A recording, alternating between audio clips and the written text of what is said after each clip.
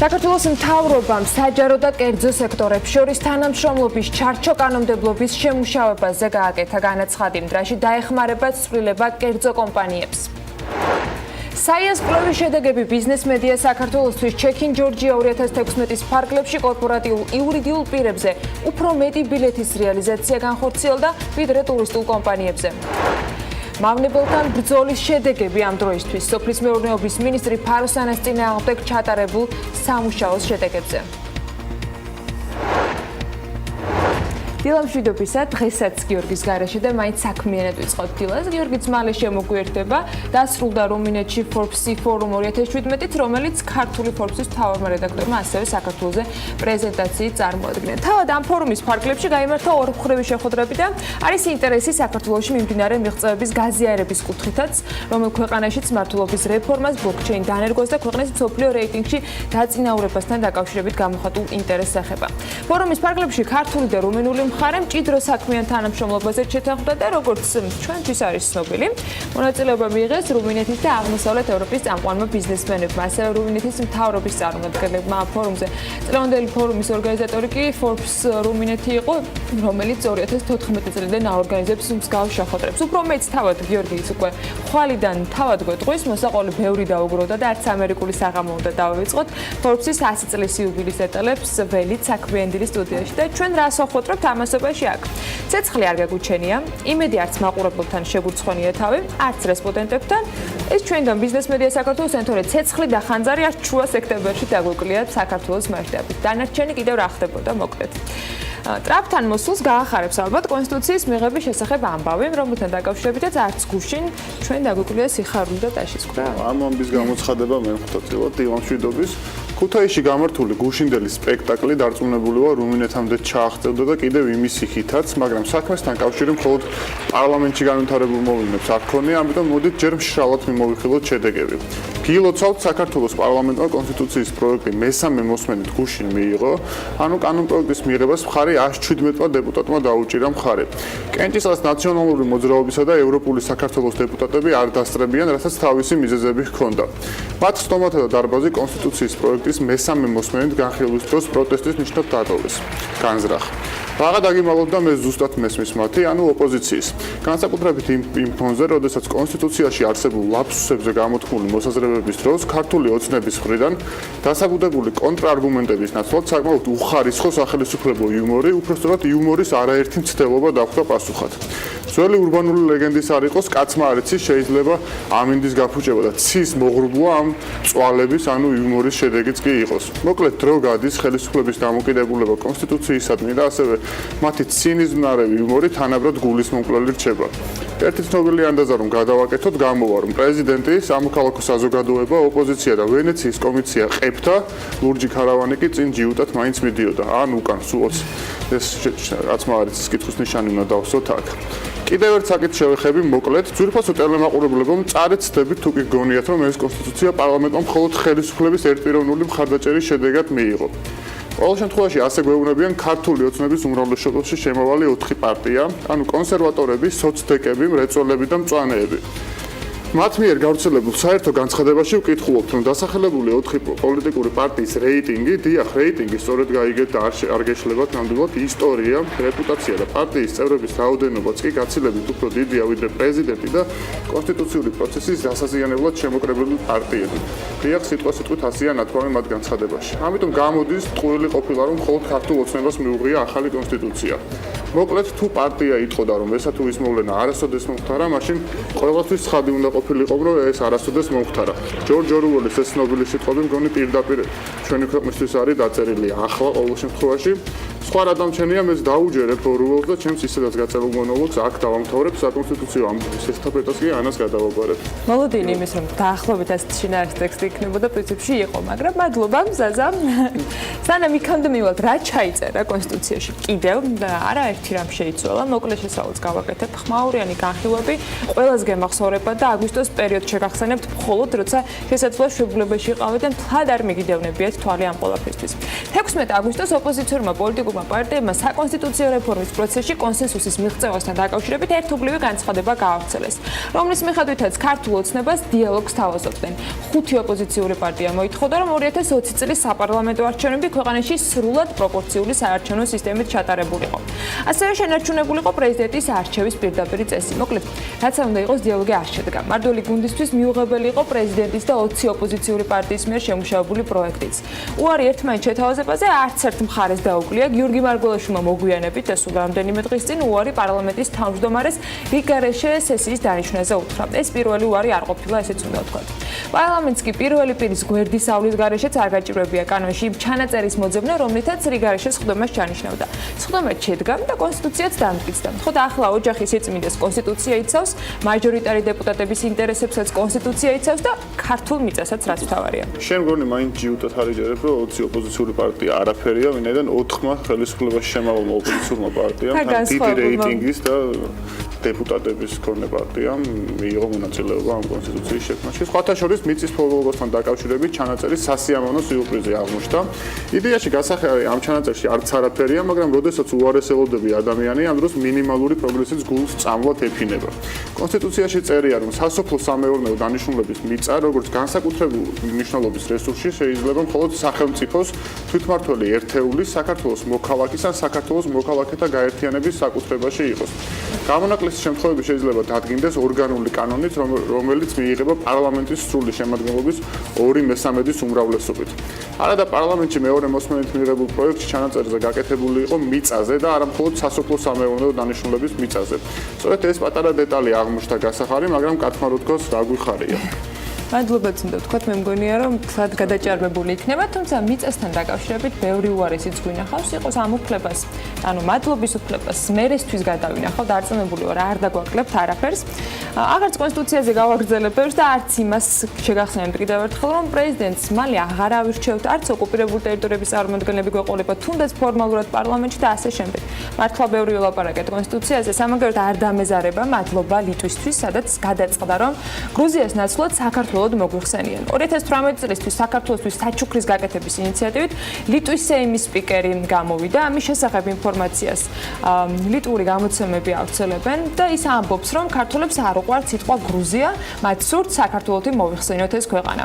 ის ამბობს, რომ ამის შესახებ მას რიგითმა მოქალაქეებმაც უთხრეს და საქართველოს პრეზიდენტმაც ვილნიუსში სტუმრობისას და ასევე ელჩმა. დეპუტატს ამ ინიციატივას უკვე დაეთანხმეს სხვა კოლეგების ნაწილი და ეს იმას ნიშნავს, რომ გრუზია სულ მცირე ლიტვაში აღარ ვიქნებით და იმედია საქართველოშიც აღარ ვიქნებით გრუზიის წარმომადგენლები და ბოლოს აქაც საქართველოს დაგვიქმებით მე რომ კონსტიტუცია ნახალიყო. მე ვარ ამის გამო პრეზიდენტს, იმიტომ რომ რანაბიჯის არ გადადგა განსაკუთრებით საერთაშორისო ასპარეზზე მწვავე მათრახი დაიმსახურა ხელისუფლების მხრიდან და ნახოთ აბა გრუზიაზე. პრინციპში იმედია რომ პარლამენტში ამ კონსტიტუციის მიმღებ დეპუტატთა შორის დარწმუნებული ვარ აღმოჩნდება არაერთი, ვისაც ეს გულზე წამლად არ მოიფინებოდა. როგორც ჩვენ ვიცის კანონი გავიხარეთ. თუმცა კარგია რომ მასთან მრავალფეროვნება არსებობს, მნიშვნელოვანი ამ ნაწილში ის არის საბოლოო ჯამში კანონად რა ჩაიწერება და როგორი იქნება ქვეყნის მთავარი კანონი. ამ თემას არაერთხელ დაუბრუნდებით კიდევ ეს ქვეყნის მთავარი საკანონმდებლო დოკუმენტია. სხვათა შორის მისსავე მოსმენით უკვე დამტკიცებდა. ხო და ახლა ვიმსჯელოთ და ვნახოთ საკონსტიტუციო სასამართლოში რასთან დაკავშირებით გასაჩივრების უფლება დაგვიტოვეს ბოლოს და ბოლოს.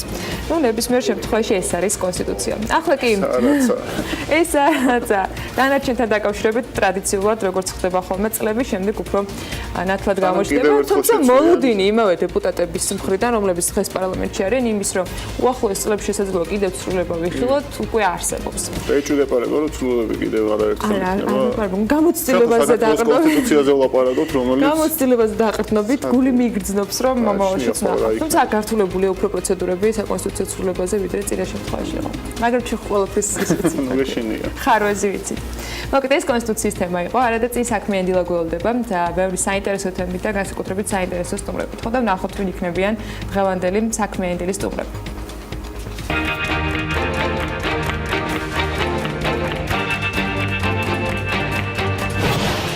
27 სექტემბერს საქმიანად ბიზნეს მედია საქართველოს გუნდის წევრებთან ერთად იწყებენ. დარიელ ზივზივაძე, იზო ჭელიძე, მარინა კაჭარავა, დილა ჭყონია და მისი სტუმარი ლადო ციმაკურიძე, როვის მარკეტინგის დირექტორი. ფერმერული საქმიანობის განვითარებისათვის ახალი ეტაპი იწყება. ფერმერთა სათათბიროს გეგმებზე ნინო ზამბახიძე საავტორო რუბრიკაში. დილა უნდა იყოს საქმიანი და რა თქმა უნდა ტელეპიროზე.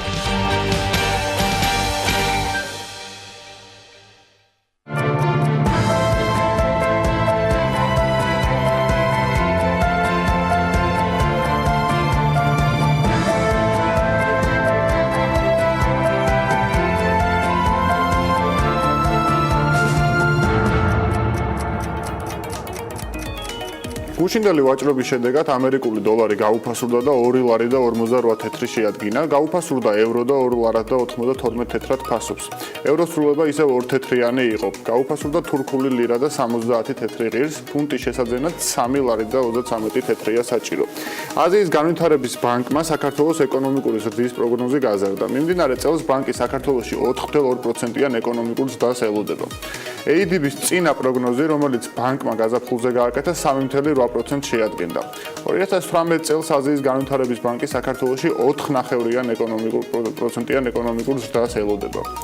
ამასთან ბანკმა გაზარდა ინფლაციის მაჩვენებლის პროგნოზიც და ის მიმდინარე წელს 5.7% იქნება, ნაცვლად ადრე ნავარაუდები 4.2%-ისა. საქართველოს მეზობელი ქვეყნებიდან ADB ყველაზე მაღალ ზრდას საქართველოში ელოდება. სომხეთში ბანკის პროგნოზით ეკონომიკური ზრდა წელს 3.8% იქნება, აზერბაიჯანში კი ეკონომიკას 1.3%-ით შემცირებას ელოდებიან. ცენტრალური აზიის რეგიონში ყველაზე მაღალ ზრდას ბანკი უზბეკეთში ელოდება და ის 6.8% შეადგენს, 6.5%-იან ზრდას ელოდება ბანკი თურქმენეთში, ტაჯიკეთში 5%-იანს, ხოლო ყაზახეთში 2.7%-იანს.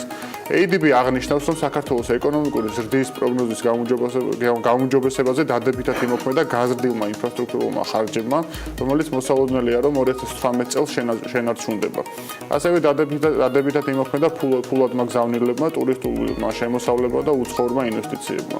იმედი ვიქონიათ, რომ ეკონომიკური ზრდის მაჩვენებელი ADB-ის პროგნოზსაც გადააჭარბებს და მით უმეტეს მთავრობის მიერ ამ დრომდე ოფიციალურად გაკეთებული პროგნოზების მიხედვით შეგვიძლია ვთქვათ, რომ წინასწარი პროგნოზი, რომელიც მხოლოდ 4%-იანი იყო, შესაძლოა არის, რომ წლის ბოლოს გაიზარდოს. ეს ვერბალური დაანონსება იყო მთავრობის წევრების მხრიდან. წლის ბოლოს კი შევაჯამებთ უკვე რიცხვებით, რაც განსაკუთრებით სანდოა და რა თქმა უნდა იმ შემოსავლებით, რომელიც ქვეყანას ექნება.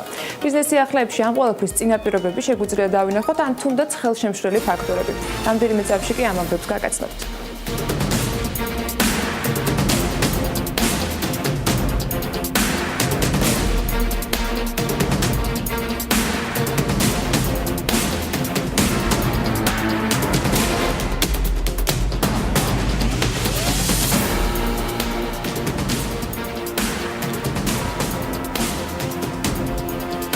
დეპოზიტების დაზღვევის სააგენტოს უფროსად საპენსიო რეფორმის სამსახურის ყოფილი უფროსი ოთარ ძიძიკაშვილი დაენიშნა.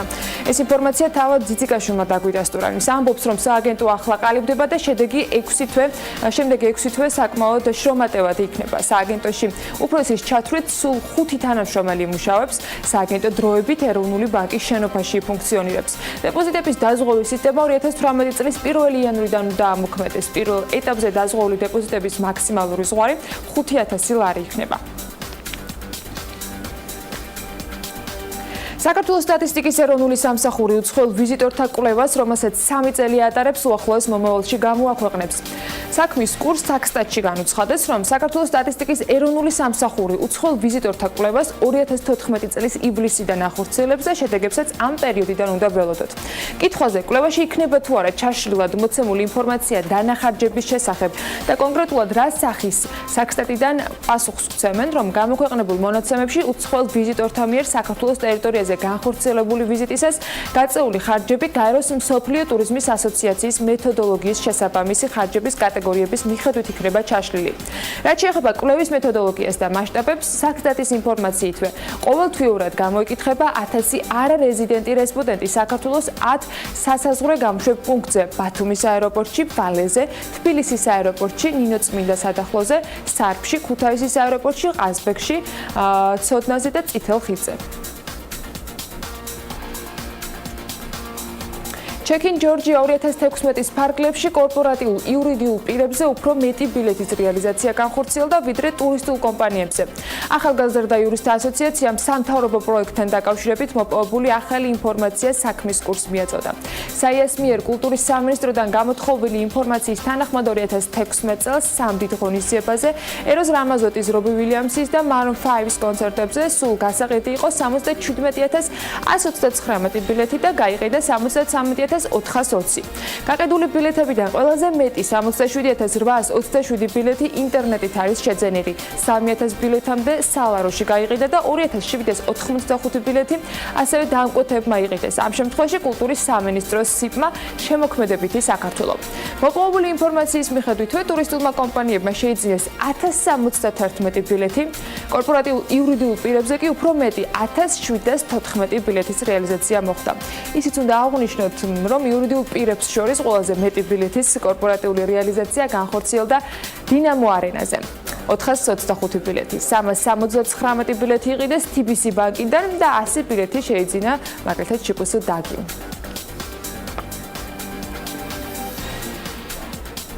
საინტერესოა ბიზნესის განსაკუთრებით ასეთი აქტიურობა ბილეთების შეძენისას და კორპორატიული პასუხისმგებლობა სურვილი აჩქონ თანამშრომლებს ეს ბილეთები. საქართველოს მთავრობამ საჯარო და კერძო სექტორებს შორის თანამშრომლობის ჩარჩო კანონმდებლობის შემუშავებაზე გააკეთა განაცხადი. პრემიერ-მინისტრი ამბობს, რომ ამ გზით საქართველოს შეძლებს მეტი კერძო კომპანიის ჩართვას ინფრასტრუქტურული მოდერნიზაციის პროცესში. კანონპროექტი ევროპის რეკონსტრუქციისა და განვითარების ბანკის, აზიის განვითარების ბანკის, საერთაშორისო სავალუტო ფონდის თანამონაწილეობით და ეკონომიკის სამინისტროს ეგიდით შემუშავდა.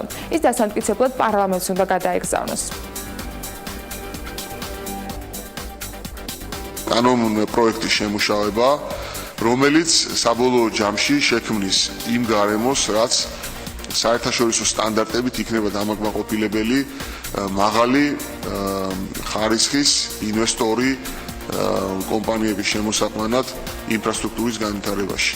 ეს ერთის მხრივ გააუმჯობესებს ინფრასტრუქტურული პროექტების განხორციელების ხარისხს, მეორეს მხრივ ქვეყნის საინვესტიციო გარემოს უფრო მიმზიდველს გახდის კერძო კომპანიებისთვის და მესამე მხრივ ეს არის მნიშვნელოვანი განტვირთვა სახელმწიფო სუვერენული ბალანსის, ანუ საბიუჯეტო ხარჯების კუთხით.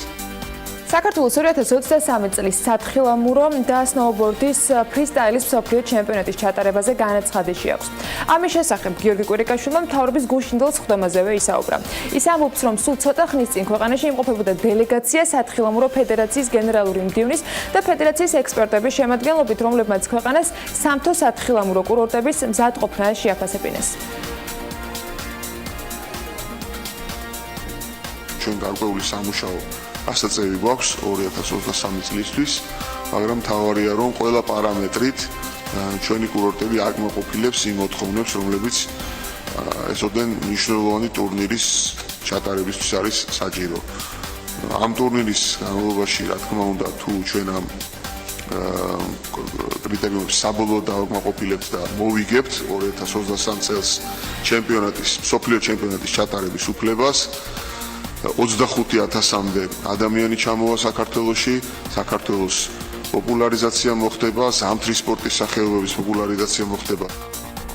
სოფლის მეურნეობის მინისტრის ლევან დავითაშვილის ინფორმაციით ამ დროისთვის სამეგრელოსა და გურიაში სიმინდის ნათესი ფართობები მთლიანად შეწამლულია. მინისტრმა გუშინ თქვა, რომ აზიურ ფაროსანასთან ბრძოლისთვის რეგიონებში სპეციალური ინსპექტირების დარგებიც მიმდინარეობს. სიმინდის ნათესი ფართობები მთლიანად არის დამუშავებული. დღესაც გრძელდება სამუშაოები, თუმცა უკვე დასასრულს უახლოვდება, იმიტომ რომ სიმინდის მოსავლის აღება უკვე დაწყებულია. სამეგრელოს ჩვენ საკმაოდ კარგი მონაცემები სიმინდის საჰექტრო მოსავლიანობასთან დაკავშირებით, ასევე გურიაში მიდის აღება მოსავლის. ჩვენ წლები მოგვიწევს მავნებელთან ბრძოლა, მაგრამ საბოლოოდ ამ მავნებელთან ბრძოლის ნაწილში ჩვენ გამოვართ გამარჯვებულები. ასევე უნდა აღინიშნოს, რომ ჩვენ ახლა გვაქვს ციტრუსოვანი კულტურები და იქაც დასაცავი გვაქვს ჩვენი თავი მავნებლისგან. შესაბამისად, სამინისტრომ მთელი რიგი ღონისძიებები დაგმა წლის დასაწყისიდან წლის ბოლომდე, იმ დრომდე ვიდრე მავნებელი მიეცემა ძილს, მათ შორის ხდება სპეციალური ინსექტიციდების დარიგება რეგიონებში. უახლესი მონაცემებით კახეთში 90,000-მდე ტონა ყურძენია გადამუშავებული. ონლაინ სტატისტიკით ყურძენი ღვინის საწარმოებს 12,000-მდე მევენახემ ჩააბარა, რომელთა შემოსავლებმაც რთველის დაწყებიდან დღემდე 101 მილიონ ლარს მიაღწია.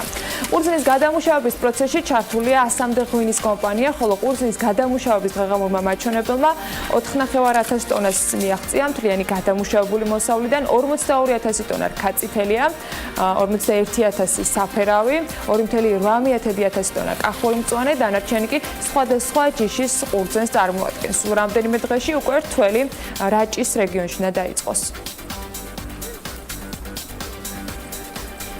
პროგრამა ქართული ჩაის ფარგლებში კი შეპესე ნატურა T კომპანიის ოზურგეთის მუნიციპალიტეტში დაბა ლაითურში მდებარე 155,000 კვადრატულ მეტრზე ჩაის პლანტაციები 25 წლიანი იჯარით გადაეცემათ.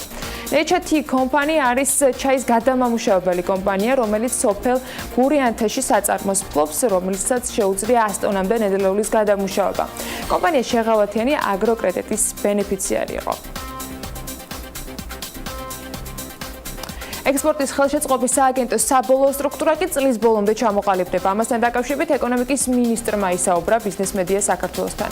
ის ამბობს, რომ ექსპორტის ხელშეწყობის სააგენტო საპარტნიორო ფონდის ქვეშ იფუნქციონირებს და ამასთან განმარტავს, რომ ტექნიკურად ყველაფერი მზად არის, თუმცა სანამ სააგენტო შეიქმნება, ქართულ მხარეს საერთაშორისო ორგანიზაციების რიგი მოთხოვნები აქვს გასათვალისწინებელი. ექსპორტის ხელშეწყობის მოდელი რამოდენიმე რთული მოდელია და შედგება რამოდენიმე კომპონენტისგან. რამოდენიმე კომპონენტი უკვე მუშაობს. ჩვენ გულისხმობ იმას, რომ ეკონომიკის სამინისტროში ექსპორტზე ორიენტირებული დესკები უკვე არის. აწარმოე საქართველოში, სადაც მოხდა ექსპორტ პრომოუშენის გადატანა, იქ უკვე არიან პორტფოლიო მენეჯერები, რომელიც კონკრეტულ პროდუქტულ პორტფელიებზე მუშაობენ და ჩვენ დაგვრჩა ეხლა ერთი კომპონენტი, რომელსაც წლის ბოლომდე დავამატებთ და ეს იქნება სრული კომპონენტი იმისთვის, რომ ექსპორტის პრომოცია მხარდაჭერა მოხდეს. სააგენტო სახით იქნება ეს, რა თქმა უნდა, მაგრამ კიდევ ერთხელ ვიმეორებ, რომ არის გარკვეული, ასე ვთქვათ, ფინანსური ვალდებულები და საერთაშორისო საფინანსო ორგანიზაციების მოთხოვნები და იქ არის პატარა, ასე ვთქვათ, ნიუანსები, რადგან ეხლა მუშაობ. ტექნიკურად ყველაფერი მზად არის. BBC ინფორმაციით სამხრეთ კავკასიის გაზსადენის გაფართოების პროექტის ფარგლებში გარკვეული ობიექტების მშენებლობა დასრულებულია. ნაწილის მშენებლობა მომავალ წელს დასრულდება. კომპანიის მონაცემებით დასრულდა გარდაბნის 2 საკომპრესორო სადგურის მშენებლობა, თურქეთის საზღვართან წნევის დაწევის და საზომის მშენებლობა, ასევე დამატებით 66 კილომეტრის სიგრძის მილების მონტაჟი მშენებლობის პროცესშია და სამუშაოების უკვე 75% შესრულებულია წალკის 2 საკომპრესორო სადგურის მხრიდან, რაც 2018 წლის მარტში დასრულდება და ექსპლუატაციაშიც გაეშვება. ამავდროულად BP-ში აღნიშნავენ, რომ ივნისის მდგომარეობით 2 მილიარდიანი ინვესტიციიდან უკვე 1,7 მილიარდი დახარჯულია და აგვისტოს მონაცემების პროექტით დასაქმებულია 3,070 ადამიანი, რომელთა 70%-იც საქართველოს მოქალაქეა.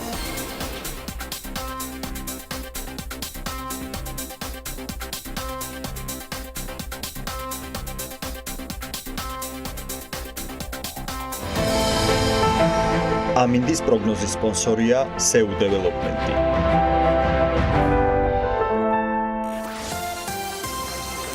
ამ ყველაფრის შემდეგ განსაკუთრებით მათთვის, ვისაც განსაკუთრებით საინტერესო იყო ბიზნეს სიახლეები, არანაკლებ უმნიშვნელო უნდა იყოს ამინდის პროგნოზი, როგორ დავაგვიგებთ დღეიდან საქმიანი დილიდან ზუსტად ვიცოდეთ, როგორი უნდა იყოს შესაბამისად ჩვენი მზადება დღევანდელი დღისთვის. გარემოს ეროვნული სააგენტოს ინფორმაციები კი ამაში დარწმუნებული ვარ, დაგეხმარებათ. ისინი ამბობენ, რომ ამინდი საქართველოში ამიერკავკასიის ჩრდილო-აღმოსავლეთიდან მოქმედი შედარებით ცივი და სამხრეთიდან გავრცელებული ცხელი ჰაერის მასების ურთიერთქმედებით იქნება განპირობებული.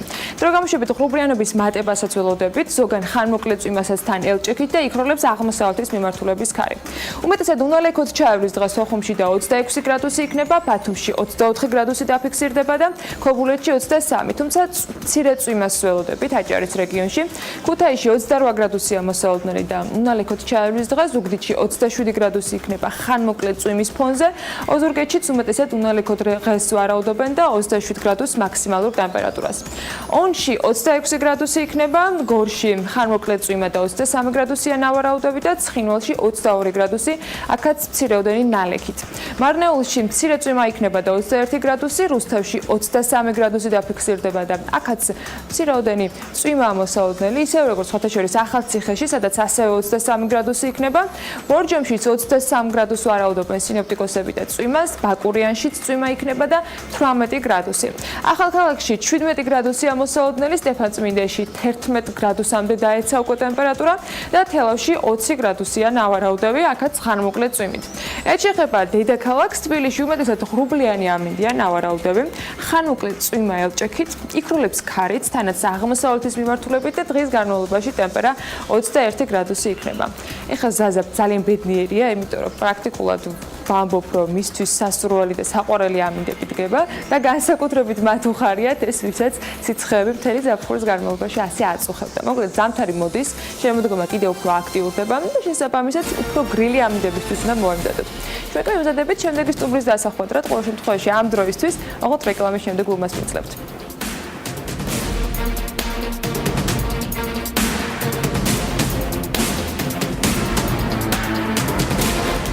თბილისის პირველი საერთაშორისო ბიზნეს ფორუმის იყიდე ქართულის მასპინძელია. მასპინძლებთ ქართულ წარმოებებს ხარდასაჭერად და წელს წასახალისებლად 50-მდე ადგილობრივი მწარმოებლის სპონსორობით ფორუმი 10 ოქტომბერს სასტუმრო ჰუალინგ თბილისში გაიმართება.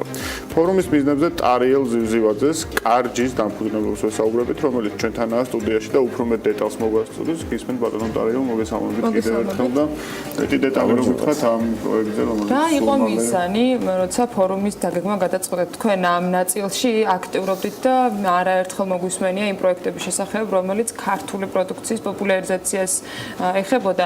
ფორუმის მიზანი რა უნდა იყოს, რა შედეგს ელოდება? პირველ რიგში ძალიან დიდი მადლობა მოწვევისათვის და მხარდაჭერისათვის.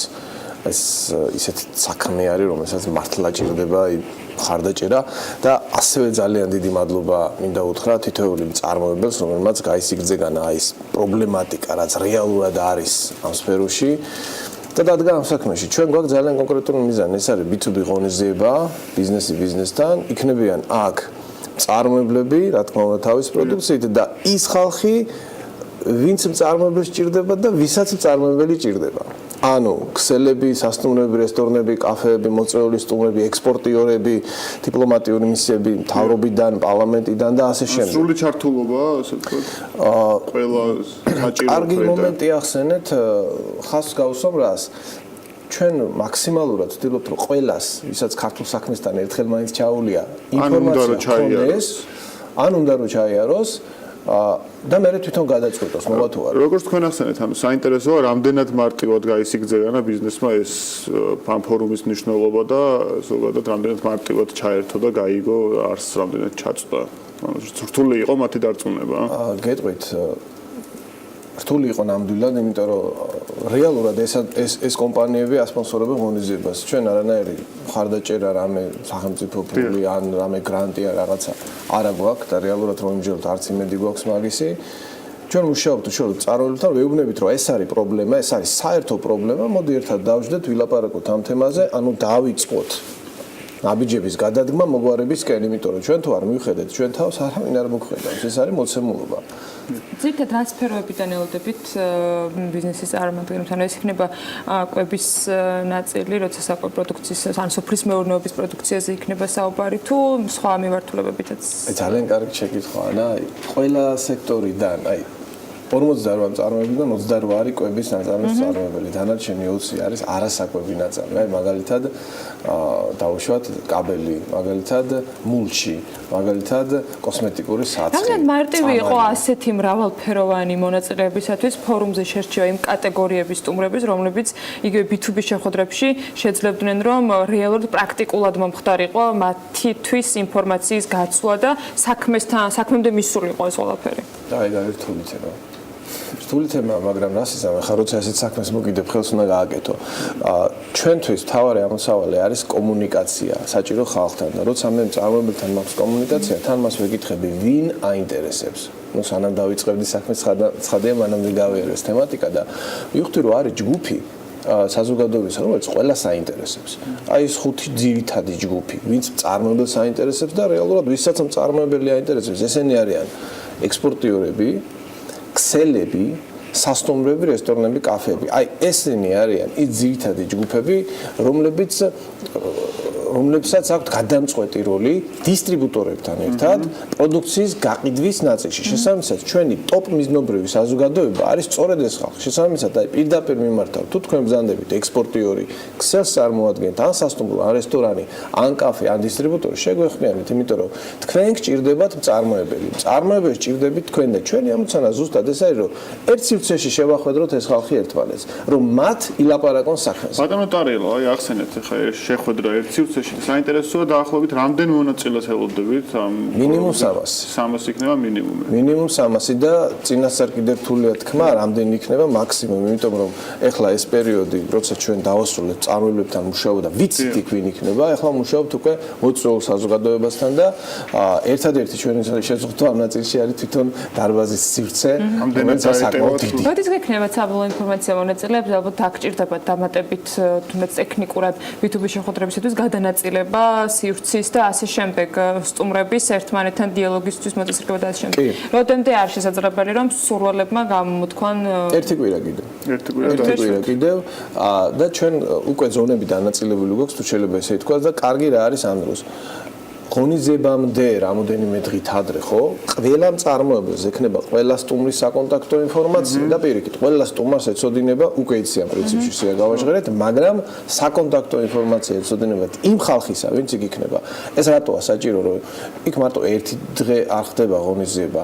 იქ შეიძლება წინასწარ დაუკავშირდნენ ერთმანეთს. სტუმრები ჩამოდიან მაგალითად შტატებიდან, ისრაელიდან, რუსეთიდან, სამხრეთ კორეიდან. ქვეყნებით საინტერესო არის, რამდენი ქვეყანა არის ჩამოსვლები, რომელი ქვეყნიდან მოდიან და რამდენი არის ეს ქვეყნები და ძირითადად რომელი რეგიონიდან. გეტყვით, დადასტურებული რაც ახლა ამ მომენტში არის წინასწარ არის საუბარი, მაგრამ აი ამ ჩუთის მონაცემები ამერიკის შეერთებული შტატებიდან, ისრაელიდან, რუსეთიდან, სამხრეთ კორეიდან, მეცაც გეტყვით, ჩვენ სამხრეთ კორეელი პარტნიორი გვყავს, World Octa, რომელიც საერთაშორისო პარტნიორი არის ღონისძიების და ჩვენ ასევე ჩვენ პარტნიორებს ვეუბნებით, რომ მოიწვიეთ, ვისაც თვლით, რომ ეს ღონისძიება ჭირდება. ჩვენ პარტნიორებს შორის არიან დამსახურებელთა ასოციაცია, მწარმოებელთა ფედერაცია, გადამხდელთა კავშირი და გენერალური სპონსორი არის რუსთავის აზოტი. ჩვენ ყველას ვეუბნებით, რომ ეს არის საერთო საქმე. ეს მართლა არის საერთო საქმე და ყველა მამაში თავის წვლილი უნდა შეიტანოს. მათ შორის თუ თulis რომ კონკრეტული ადამიანი არის და ისეთი ადამიანი რომელიც უნდა მოვიწვიოთ ამ საქმეში დაინტერესებული მხარეების ჩართულობა არის გადამწყვეტი. მაყურებელს უთხრათ პრინციპში ეს არ არის მხოლოდ ბიზნეს ნაწილი, ეს არის ასე ვთქვათ ქვეყნისთვის გაკეთებული და გადადგმული კიდე ერთი ნაბიჯი, როგორც ვთქვი, ხო, იყიდეს ქართული პროდუქტი. კი, ამას მოიცავს. კი, იმიტომ რომ შეხედეთ ყველას აინტერესებს გაყიდვები. აი, დილით საუბარი იყო ეკონომიკურ ზრდაზე, ხო, მე არ მაკმაყოფილებს 4 ნიშნახად. სულ არაობა ცხადია, ჯობია და შეიძლება რეგიონში უკეთესია ყველაზე, მაგრამ მე მინდა 2 ნიშნა. ეს ეკონომიკური ზრდა და ეს ერთადერთი მხოლოდ მაშინ მოხდება თუ ქართული ნაწარმის გაყიდვები იქნება რაც შეიძლება მეტი. ეს მთელი ციკლია ჯაჭვისა უცებ არ ხდება, მაგრამ მაგისკენ მივდივართ ჩვენ. რა გარდა იმ შეხვედრებისა და შესაძლო პოტენციური თქვათ კავშირებისა, რომელიც აქ შეიძლება გაჩნდეს, იქნება საავადმყოფო ფორუმის ფარგლებში გამომსვლელების ნაწილიც და იმ თემებზე საუბარი, რომელიც მათ შორის ქართულ მწარმოებლებს აინტერესებს. ვინ არიან გამომსვლელები, რა თემებზე იქნება ყურადღება გამახვილებული და რა პრობლემები არის ამ შემთხვევაში თქვენი მხრიდან შერჩეული იმისათვის, რომ ამ ფორმატში და ამ დამსწრე საზოგადოებით განედოვა.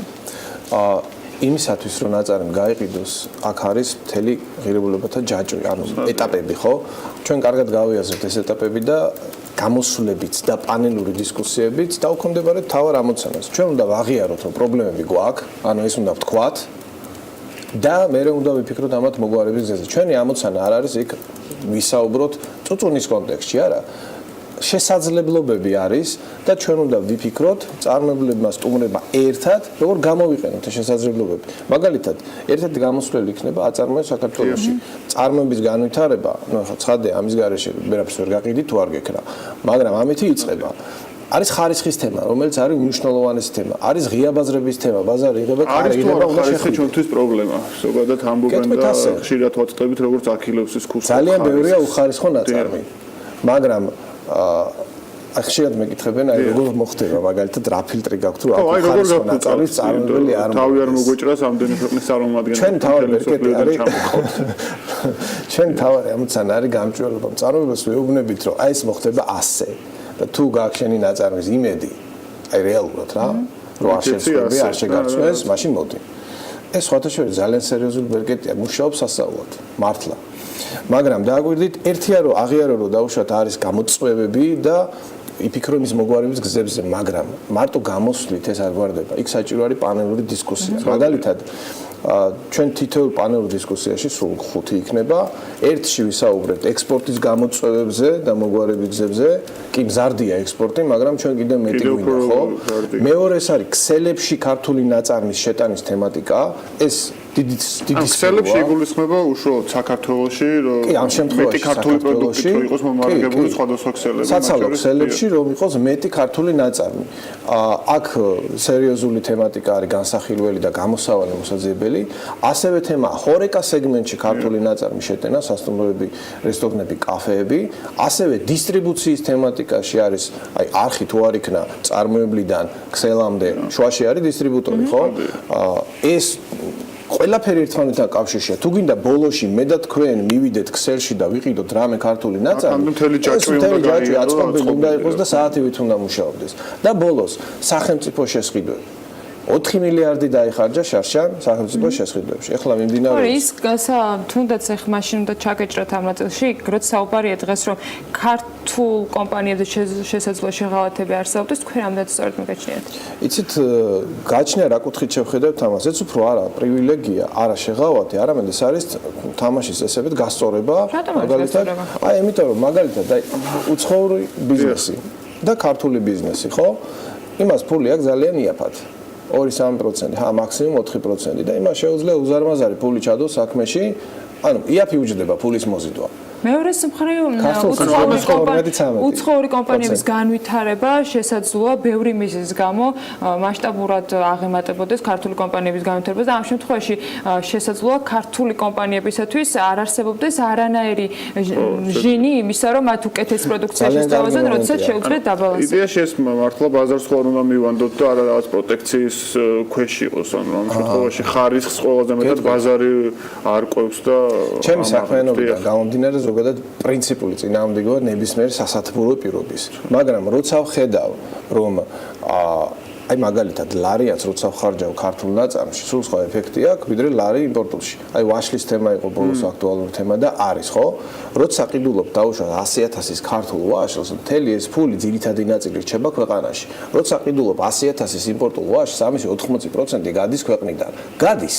კი, ჩვენ ვაშლი და მომსახურება ხშირ შემთხვევაში აბსოლუტურად განსხვავებულია და ტექნოლოგიური ნაწილი კიდევ უფრო მეტად განსხვავებულია. კი, გეთანხმებით. პრინციპში ვაშლი მომსახურების ნაწილი გახდა უკვე სკოლაში დაიგების.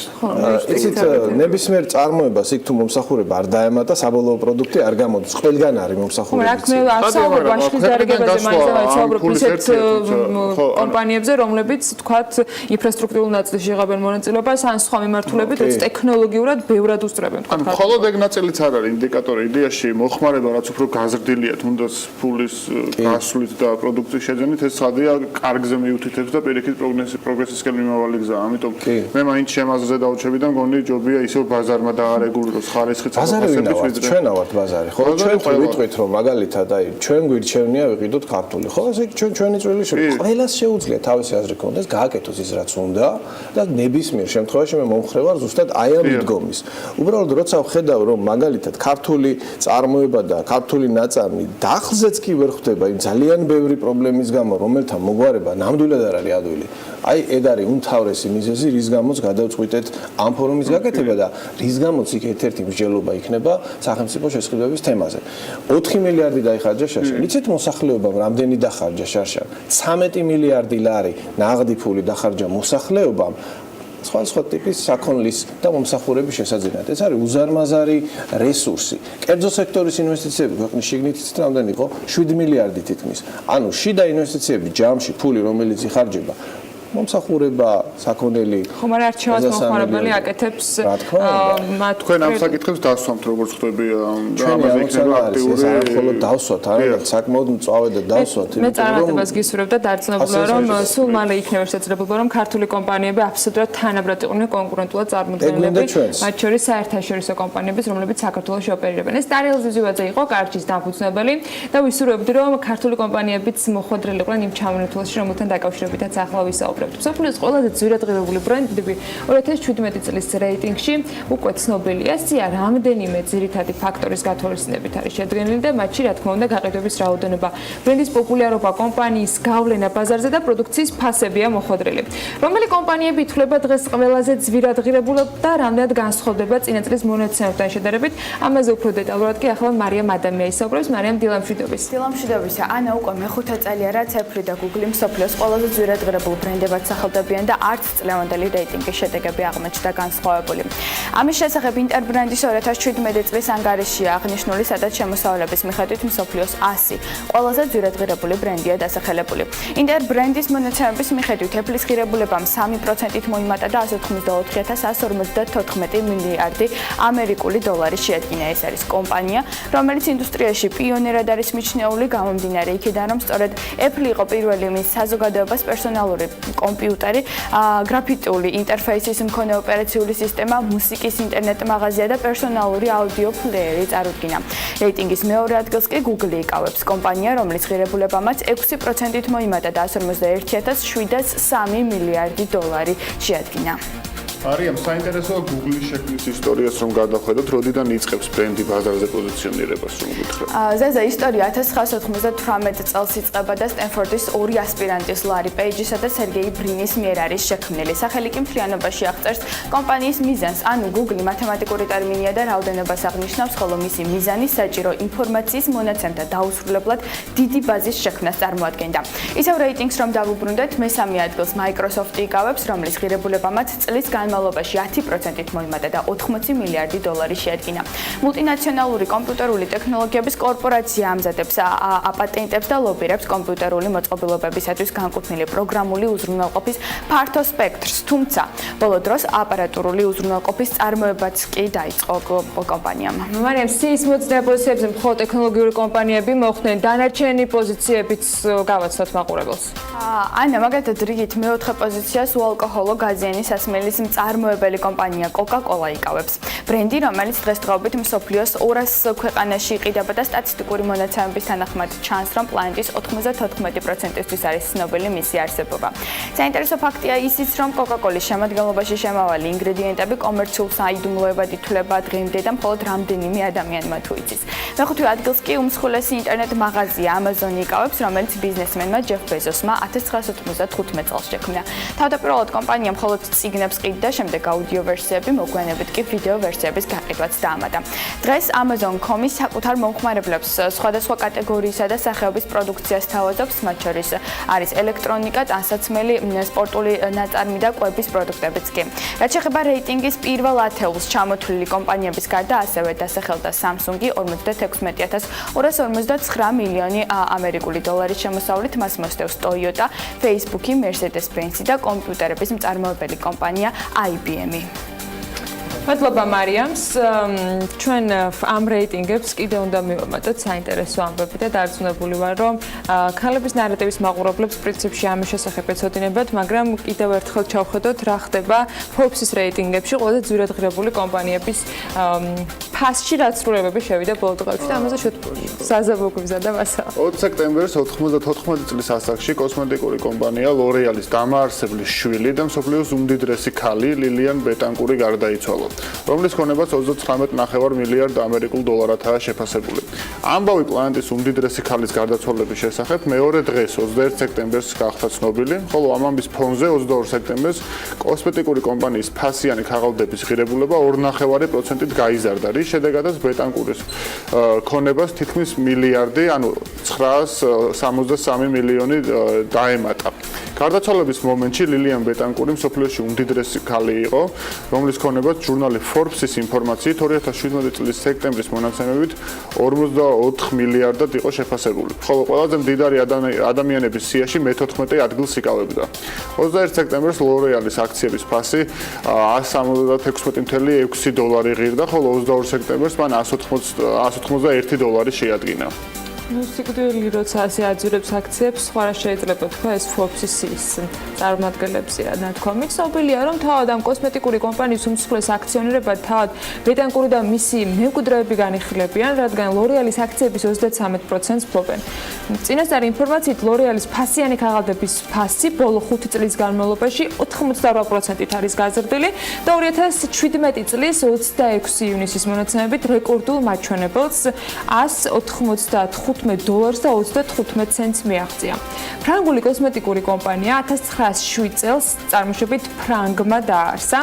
დღესდღეობით კოსმეტიკური ბრენდი ლორეალი ბაზარზე 4 მიმართულებით მუშაობს: თმის საშუალებები, დეკორატიული კოსმეტიკა, კანის მოვლის საშუალებები და პარფიუმერია. მის ჯგუფს ეკუთვნის ისეთი ცნობილი ბრენდები, როგორიც არის ლორეალი, L'Oréal Professionnel და ასე შემდეგ. კიდევ ბევრი ჩამოსვლა შეიძლება აქ თქვათ კარგი თხრობელი არ ვიქნები და ამიტომ ჯობია რომ მათ სამთოლი ისეთი არის და თან სახელებიც ისეთი პომპეზურია რომ გონე მართლა ჯობია გავჩერდეთ. ხო, L'Oréal მართლა ყველაზე დიდი კომპანია არის კოსმეტიკურ ნაწილში და სხვათა შორის მისი კავშირები სხვა დანარჩენ ბიზნესებთან ძალიან საინტერესოა. ამაზე დამერწმუნოთ რომ ძალიან საინტერესო მასალები გელოდებათ Forbes-ში. მცირე ვიდეოების სახით, მათ შორის Forbes-ის Facebook გვერდზე და Art Business Media საქართველოს დაგაკლებთ ინფორმაციებს. მათ შორის ბიზნეს სიახლეების ნაწილშიც რომელსაც საქმიანი დილის მაყურებლებს სულ რამდენიმე წუთში შევთავაზებთ, თუმცა იქამდე რეკლამა და მალე დაგიბრუნდებით.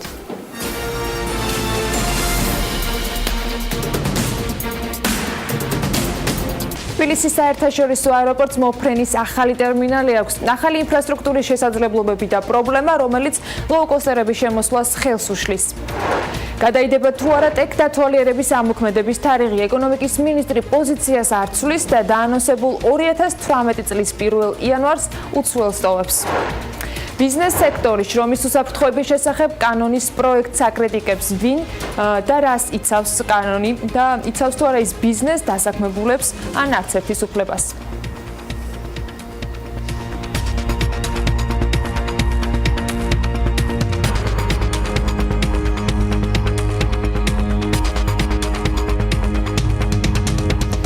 სიახლეებით ვაგრძელებთ საქმიან დილას. თბილისის მოფრენის ახალი ტერმინალი ოფიციალურად გაიხსნა. გაფრენისა და ჩამოფრენის ტერმინალებით საერთაშორისო აეროპორტი წელიწადში 4 მილიონ გზავს მოემსახურება. ახალი ინფრასტრუქტურა 12000 კვადრატულ მეტრ ტერიტორიაზე განთავსდა. ახალი მოფრენის ტერმინალს აქვს ჩასხდომის ხიდი, 2 გადასასვლელი, 5 ბარგის კარუსელი და 5 ახალი თვითმფრინავის სადგომი, 250 მანქანაზე გათვლილი სადგომი. პროექტზე ტავჯორჯიამ $33 მილიონი ინვესტიცია განახორციელა. დასრულებული პროექტის განხორციელებით თბილისის საერთაშორისო აეროპორტი ხარისხობრივად მომსახურების დონე რა თქმა უნდა გაიზრდება. უბრალოდ კომფორტული იქნება ჩამოფრენა და გაფრენა თბილისიდან, რაც ძალზე მნიშვნელოვანია. ყველაფერი ციფრებში იზომება და დღეს ამ რენოვაციის შემდეგ, ახალი ტერმინალის დამატების შემდეგ თბილისის შოთა რუსთაველის სახელობის საერთაშორისო აეროპორტს შეუძლია 4 მილიონ გზავს მოემსახუროს წელიწადში. საკმაოდ მოკლე პერიოდში დასრულდა ოპერირება და აეროპორტში ასაფრენ-დასაფრენი ბილიკი და შემდგომ უკვე დღეს პრაქტიკულად ჩვენ გავხსენით ახალი მოფრენის ტერმინალი. 7 მილიონზე მეტ ტურისტს ველოდებით ალბათ წლის განმავლობაში, წელს და ტურისტების რაოდენობა გაიზრდება. TAV Holding-ის პრეზიდენტმა სანი შენერმა კი კომენტარი გააკეთა TAV-ის სატარიფო პოლიტიკაზე. კითხვაზე უშლის თუ არა ხელთ დაბალბიუჯეტიანი ავიაკომპანიების შემოსვლას TAV-ის მაღალი ტარიფები, ის ასე პასუხობს. როდესაც 2005 წელს თბილისში ინვესტირებისთვის შემოვედით, აეროპორტს 557,000 მგზავრი გადაჰყავდა. ამჟამად ეს რიცხვი 3,100,000-მდეა გაზრდილი, რაც აეროპორტისთვის ძალიან მნიშვნელოვანი რიცხვია. სწორედ ამიტომ საქართველოს ხელისუფლებასთან ერთად მივიღეთ გადაწყვეტილება და ახალი ტერმინალი ავაშენეთ. ტურისტების რიცხვი წლიდან წლამდე იზრდება. 7 მილიონი ტურისტი საქართველოსთვის ძალიან მნიშვნელოვანი რიცხვია. რამდენადაც თავად საქართველოს მოსახლეობა 3,5 მილიონს შეადგენს. ეს აეროპორტი კი საქართველოში ტურიზმის განვითარების მნიშვნელოვანი ნაწილი გახდება. ეკონომიკისა და მდგრადი განვითარების მინისტრი ადასტურებს, რომ შენობიდან, რომელშიც ახლა სამინისტროა განთავსებული, გადასვლას გეგმავენ. გიორგი გახარიამ ამავე დროს უარყო გავრცელებული ინფორმაცია, რომ შენობის მეპატრონემ ფართის დაცლა ითხოვა. ამასთან ის არ აკონკრეტებს, როდის გეგმავს სამინისტრო სხვა შენობაში გადასვლას. ეკონომიკის სამინისტროს შენობის გარეშე არ დარჩება. ძერ ნორმალურად მუშაობთ. რა თქმა უნდა, ჩვენ ახლა ვაკეთებთ პროექტს ეკონომიკის სამინისტროს შენობის ასაშენებლად. პროექტის აშენებელს შეიძლება დაჭირდეს წელიწად-ნახევარი, მაგრამ ის მას არ ნიშნავს, რომ ამ წელიწადის განმავლობაში იქ დავრჩებით. სანამ სხვაგან გადავალთ. სამთავრობო ქალაქი არა, სამთავრობო შეიძლება რაღაც უბანი ან რაღაც მსგავსი დავთ. არა. საუბარია იმაზე, რომ გარკვეულ ლოკაციაში შესაძლებელია რამოდენიმე ერთი ან ორი სამინისტროს, ასე ვთქვათ, გადასვლა. გუშინ ეკონომიკის მინისტრთან ბევრი კითხვის დასმის შესაძლებლობა ჰქონდა და მოვისმენთ მისი პასუხი ასევე ტექდათვალიერების ამოქმედების გეგმებზეც. 2018 წლის 1 იანვრიდან არც ერთი დღით არ გადაიდება ტექდათვალიერება, ამბობს გიორგი გახარია, რითაც მან ამ საკითხზე დასმულ კითხვებს და არასამთავრობო სექტორის პრეტენზიებს უპასუხა.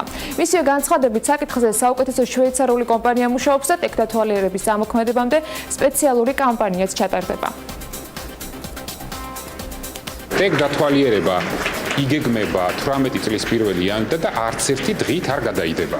ამ პროექტზე მუშაობს სოფლიოს ერთ-ერთი საუკეთესო კომპანია SGS, რომელმაც 3 ეტაპიდან 2 უკვე დაასრულა, მესამეს მივიღებთ თვის ბოლომდე თუ არ ვცდები და დაახლოებით ოქტომბრის ბოლოს დაიწყება სპეციალური კომპანია მიძღვნილი ტექდათვალიერების ასე ვთქვათ, დროულად და ხარისხიანად ამოქმედების. ტექდათვალიერების ამოქმედება არ ნიშნავს, რომ ერთ დღეს ყველა მანქანამ, ყველა ავტოსაშუალებამ უნდა გაიაროს ერთდროულად. არა. ეს იქნება გეგმა გაწერილი 1 წლის განმავლობაში, სანამ საბოლოო ეტაპი დასკვნის არ იქნება წარმოდგენილი სამინისტროში. რა თქმა უნდა, ეს ყველაფერი არის სპეკულირება და რაღაც ეჭვმეპარება, რომ რაღაც ვიწრო კორპორატიული ინტერესებიდან გამომდინარე. უკონტაქტო პატრულირების ამოქმედებიდან 2 თვეში კი 3000-ზე მეტი ჯარიმაა დაწერილი. შინაგან საქმეთა სამინისტროს სტატისტიკურ მონაცემებში აღნიშნული ეს ინფორმაცია. მათივე სტატისტიკის მიხედვით 2017 წლის 1 ივლისიდან 1 სექტემბრამდე უკონტაქტო პატრულირების შედეგად გამოვლენილი სამართალდარღვევების საფუძველზე საქართველოში 3065 საჯარიმო ქვითარი შედგა. საგზაო უსაფრთხოების კანონმდებლობაში შეტანილი ცვლილების მიხედვით უკონტაქტო პატრულირება ქვეყნის მასშტაბით სწორედ 1 ივლისიდან გზის გარკვეულ მონაკვეთებზე ამოქმედა. ზღვის უკონტაქტო პატრულირების ზონაში შესვლამდე შესაბამისი მინიშნებებიც ხდება. ბიზნეს სექტორი კი შრომის უსაფრთხოების შესახებ კანონის პროექტს აკრიტიკებს. სწორედ მოსავალ საანქციებსა და შრომის უსაფრთხოების სტანდარტების კონტროლის ახალ მექანიზმზე საქართველოს დამსაქმებელთა ასოციაციამ მასპინძლობს 2დღიან კონფერენციას. ჯანდაცვის სამინისტროს წარმომადგენელმა გუშინ განმარტა, რომ დოკუმენტი უსაფრთხოების ნორმების დარღვევის გამო გაზრდილ საანქციებსა და დამხმარებლობის ახალი ორგანოს ჩამოყალიბებას ითვალისწინებს, რასაც პროფკავშირების გაერთიანება აკრიტიკებს, რადგან მიიჩნევენ, რომ კონტროლის მექანიზმები არასაკმარისია. კერძო სექტორი კი ამ რეგულაციებს გონიურულს უწოდებს. სანქციების აღსრულება უნდა აწარმოოს არა კანონში ჩაწერილმა საზედამხედველო ორგანო. კანონში განსაზღვრული საზედამხედველო ორგანო უნდა იყოს საჯარო სამართლის იურიდიული პირი, რომელსაც იქნება შრომის, ჯანმრთელობის და სოციალური დაცვის სამინისტროს ეგიდით. კანონ პროექტში ჩაწერილია, რომ მთავრობამ უნდა შექმნას ეს ნუსხა. ძიმე, მავნე და საშიშროებო პირობიანი, მაგრამ რა თქმა უნდა ეს ნუსხის გაკეთებაც მოხდება სოციალურ პარტნიორებთან ერთად. ამ პროექტს აქვს სერიოზული ხარვეზები. ყველაზე დიდი ხარვეზი გახლავთ ის, რომ საქართველოს გახლავთ შრომის საერთაშორისო ორგანიზაციის წევრი ორგანიზაცია და ამ ორგანიზაციის ექსპერტიზის გარეშე კანონის მიღება ეს ნიშნავს, რომ რაღაც ჰიბრიდს ახალ ველოსიპედს ვიგონებთ და რამდენად ეს ველოსიპედი ასახავს იმ გამოწვევებს, რაც შრომით ბაზარზე უსაფრთხოებასთან დაკავშირებით ახლავთ პრობლემები. ამაზე დიდი კითხვის ნიშნები გვაქვს, ის რომ 2019 წლიდან იქნება სრულად ეს განხორციელებული ინსპექტირება შრომის უსაფრთხოებასთან დაკავშირებით. ესეც პრობლემაა, იმიტომ რომ ის ხორციელდება მხოლოდ ძიმე, მავნე და საშიშ პირობებიან სამუშაოზე, მაგალითად მშენებლობა მათ ნუსხაში არ არის შესული და 9-ზე მეტი ადამიანების ასწავლებს მშენებლობებზე იღუპება. რა თქმა უნდა, პასუხისმგებლობა უნდა იყოს ძირითადში დამსაქმებელზე, მაგრამ მთავარია ეს, რომ თქვა ამ პასუხისმგებლობის ფარგლები იყოს განსაზღვრული ლოგიკურად და გონივრულად. გულისხმობთ აქ სანქციების თემატიკას, ანუ სანქციების რაოდენობასაც მათ შორის, გულისხმობთ აქ პასუხისმგებლობას, გულისხმობთ თავად მოწყობის სტრუქტურაში, ანუ ბიზნესის სტრუქტურაში თუ როგორი ვალდებულებები უნდა არსებობდეს და ასევე რა თქმა უნდა დასაქმებული ვალდებულებები, მათ შორის ასევე უმნიშვნელოვანესი არის რა თქმა უნდა სახელმწიფოს როლი. საქართველოს ტექნიკურ უნივერსიტეტსა და ხორვატიულ საინჟინრო კომპანია IGH შორის მემორანდუმი გაფორმდა. საინჟინრო კომპანია აპირებს რამდენიმე მიმართულებით ითანამშრომლოს საქართველოს ტექნიკურ უნივერსიტეტთან. კერძოდ კომპანია უზრუნველყოფს სტუდენტებისათვის პრაქტიკანტების და პრაქტიკების ორგანიზებას კომპანიის თბილისის ოფისში, საქართველოს არსებულ საზედამხედველო ობიექტებზე და საპროექტო საველე სამუშაოებში. ეს ხორვატული კომპანია მიიღებს სერიოზულ მონაწილეობას ჩვენი აკადემიური პროგრამების მოდიფიცირებაში. ეს ნიშნავს იმას, რომ მაქსიმალურად ჩვენი პროგრამები იქნება ასე ვთქვათ რეალობასთან დაკავშირებული იმ მოთხოვნებთან, თანამედროვე მოთხოვნებთან, რომელიც უკვე ამ სექტორიდან მოდის. ეს კომპანია ითვლება ერთ-ერთ ყველაზე საიმედო კომპანიად ევროპაში, ამდენად ჩვენთვის საინტერესოა. დაახლოებით 9 წლის წინ გზების დეპარტამენტმა მიმართა კონტრაქტორ ორგანიზაციებს, რომლებიც არიან საინჟინრო ზედამხედველობი კომპანიები, თხოვნით, რათა მათ მოეხდინათ ასეთი კადრების კვალიფიკაციური მომზადება და IGH-ში ჩვენი კონტრაქტორი ერთ-ერთი პირველი გამოეხმაურა. ისინი უკვე ამზადებენ ერთ ჯგუფს უცხოეთში გასაგზავნად და ჩვენი თანამემამულეები იქ ევროპულ მოედნებზე მიიღებენ გამოცდილებას და დაგვიბრუნდებიან უკვე და ჩაერთვებიან ჩვენ პროექტებში. ეს მემორანდუმი ჩვენთვის სტრატეგიულად ძალიან მნიშვნელოვანია.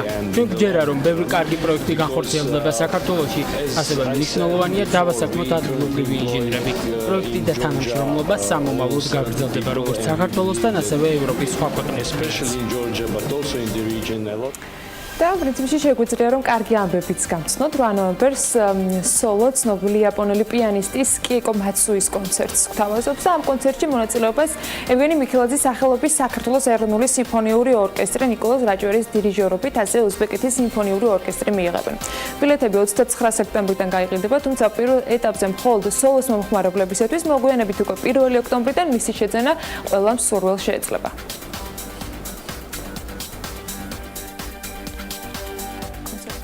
თავისთავად კეიკო მასუის ჩამოსვლა და ჩვენ ქვეყანაში მისი კონცერტი ეს განსაკუთრებული მოვლენაა, თუმცა ჩვენი სიმფონიური ორკესტრისთვის კიდევ უფრო მნიშვნელოვანი გახდა პროექტი, როდესაც გადავწყვიტეთ უმასპინძლოთ უზბეკეთის ახალგაზრდულ სიმფონიურ ორკესტრს. ბილეთების გაყიდვა სოლოს მომხმარებლებისთვის დაიწყება 29 სექტემბერს დილის 10 საათიდან და ბილეთები გაიყიდება ონლაინ თიკეტჯის საიტზე.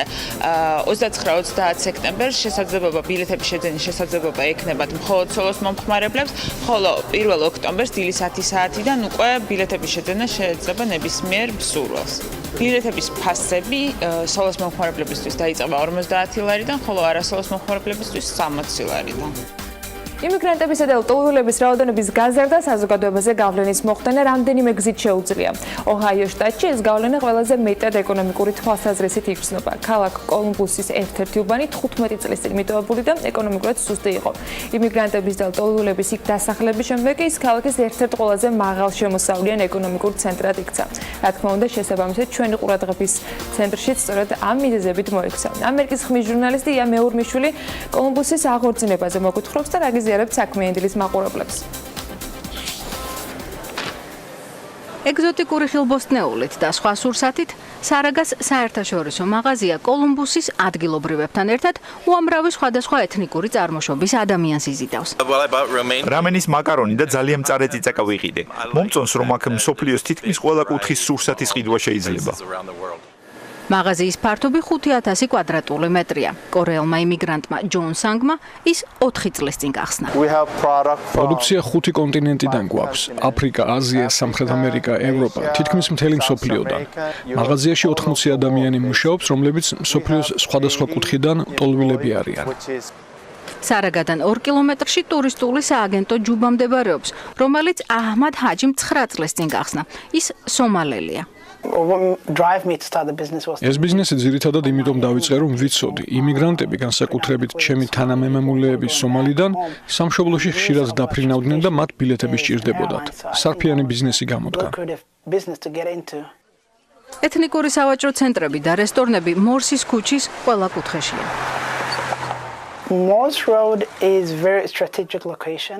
მორსის ქუჩა სტრატეგიული ადგილია. ის კოლომბოში ყველაზე მაღალ შემოსავლიან უბნადაა მიჩნეული. ამასთან აქ ეთნიკურად მრავალფეროვანი მოსახლეობა ცხოვრობს. ჰაჯი ამბობს, რომ მორსის ქუჩის აღდგენა ეტაპობრივად მოხდა. ქალაქის მთავრობისგან არანაირი შეღავათი ან რჩევა არ მიმიღია. ზოგიერთ იმიგრანტს და ლტოლვის სანაკებო ბიზნეს უნარები აქვს. მათ მცირე ბიზნესების გახსნა დაიწყეს და წარმატებას მთავრობის დახმარების გარეშე მიაღწიეს. ბოლო რამდენიმე ათწლეულის განმავლობაში ოჰაიოს შტატის ცენტრალურ ნაწილში იმიგრანტების დიდი რაოდენობა ჩავიდა. ლტოლვილების რაოდენობა კი ბოლო 10 წელში გაიზარდა. ბოლო კვლევის მონაცემებით ლტოლვილებმა ქალაქში 900-ზე მეტი ბიზნესი გახსნეს, სადაც 23,000 ადამიანია დასაქმებული. ქალაქის ეკონომიკაში ლტოლვილების წილი 1,6 მილიარდი დოლარია. მას შემდეგ, რაც პრეზიდენტმა დონალდ ტრამპმა 6 ქვეყნიდან მოგზაურობა შეზღუდა, რომელთა შორის ერთ-ერთი სომალიცაა, ჰაჯი ამბობს, რომ მისმა ბიზნესმა დანაკარგები განიცადა. მიუხედავად ამისა, ის ქალაქიდან წასვლას მაინც არ აპირებს. ამ ქალაქმა გაშლილი ხელებით მიმიღო. კოლომბოში უკვე 21 წელია ვცხოვრობ და არსად წასვლის სურვილი არ მაქვს. ია მეორმეშველი, ამერიკის ხმა, ვაშინგტონი.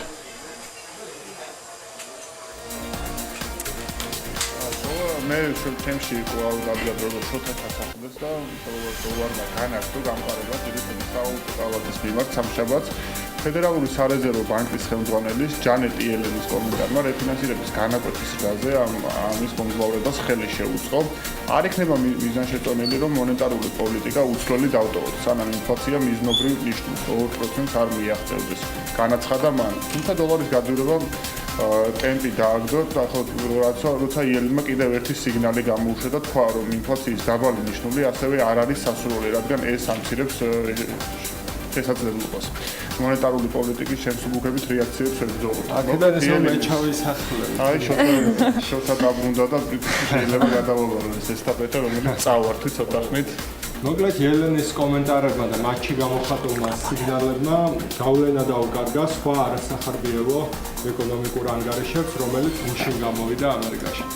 პირველი მათგანი ახალი სახლების გაყიდვის ტემპია, რომელმაც 3,9% იყო, როცა მაჩვენებლის პირიქით ამდენივეთი გაზრდასეულობენ. აგრეთვე დავარდა მომხმარებელთა კმაყოფილების ინდექსიც და ამ ანგარიშებმა დოლარი ვერ გააიახეს, თუმცა მის მეტად გაძვირებას ნამდვილად შეუშალეს.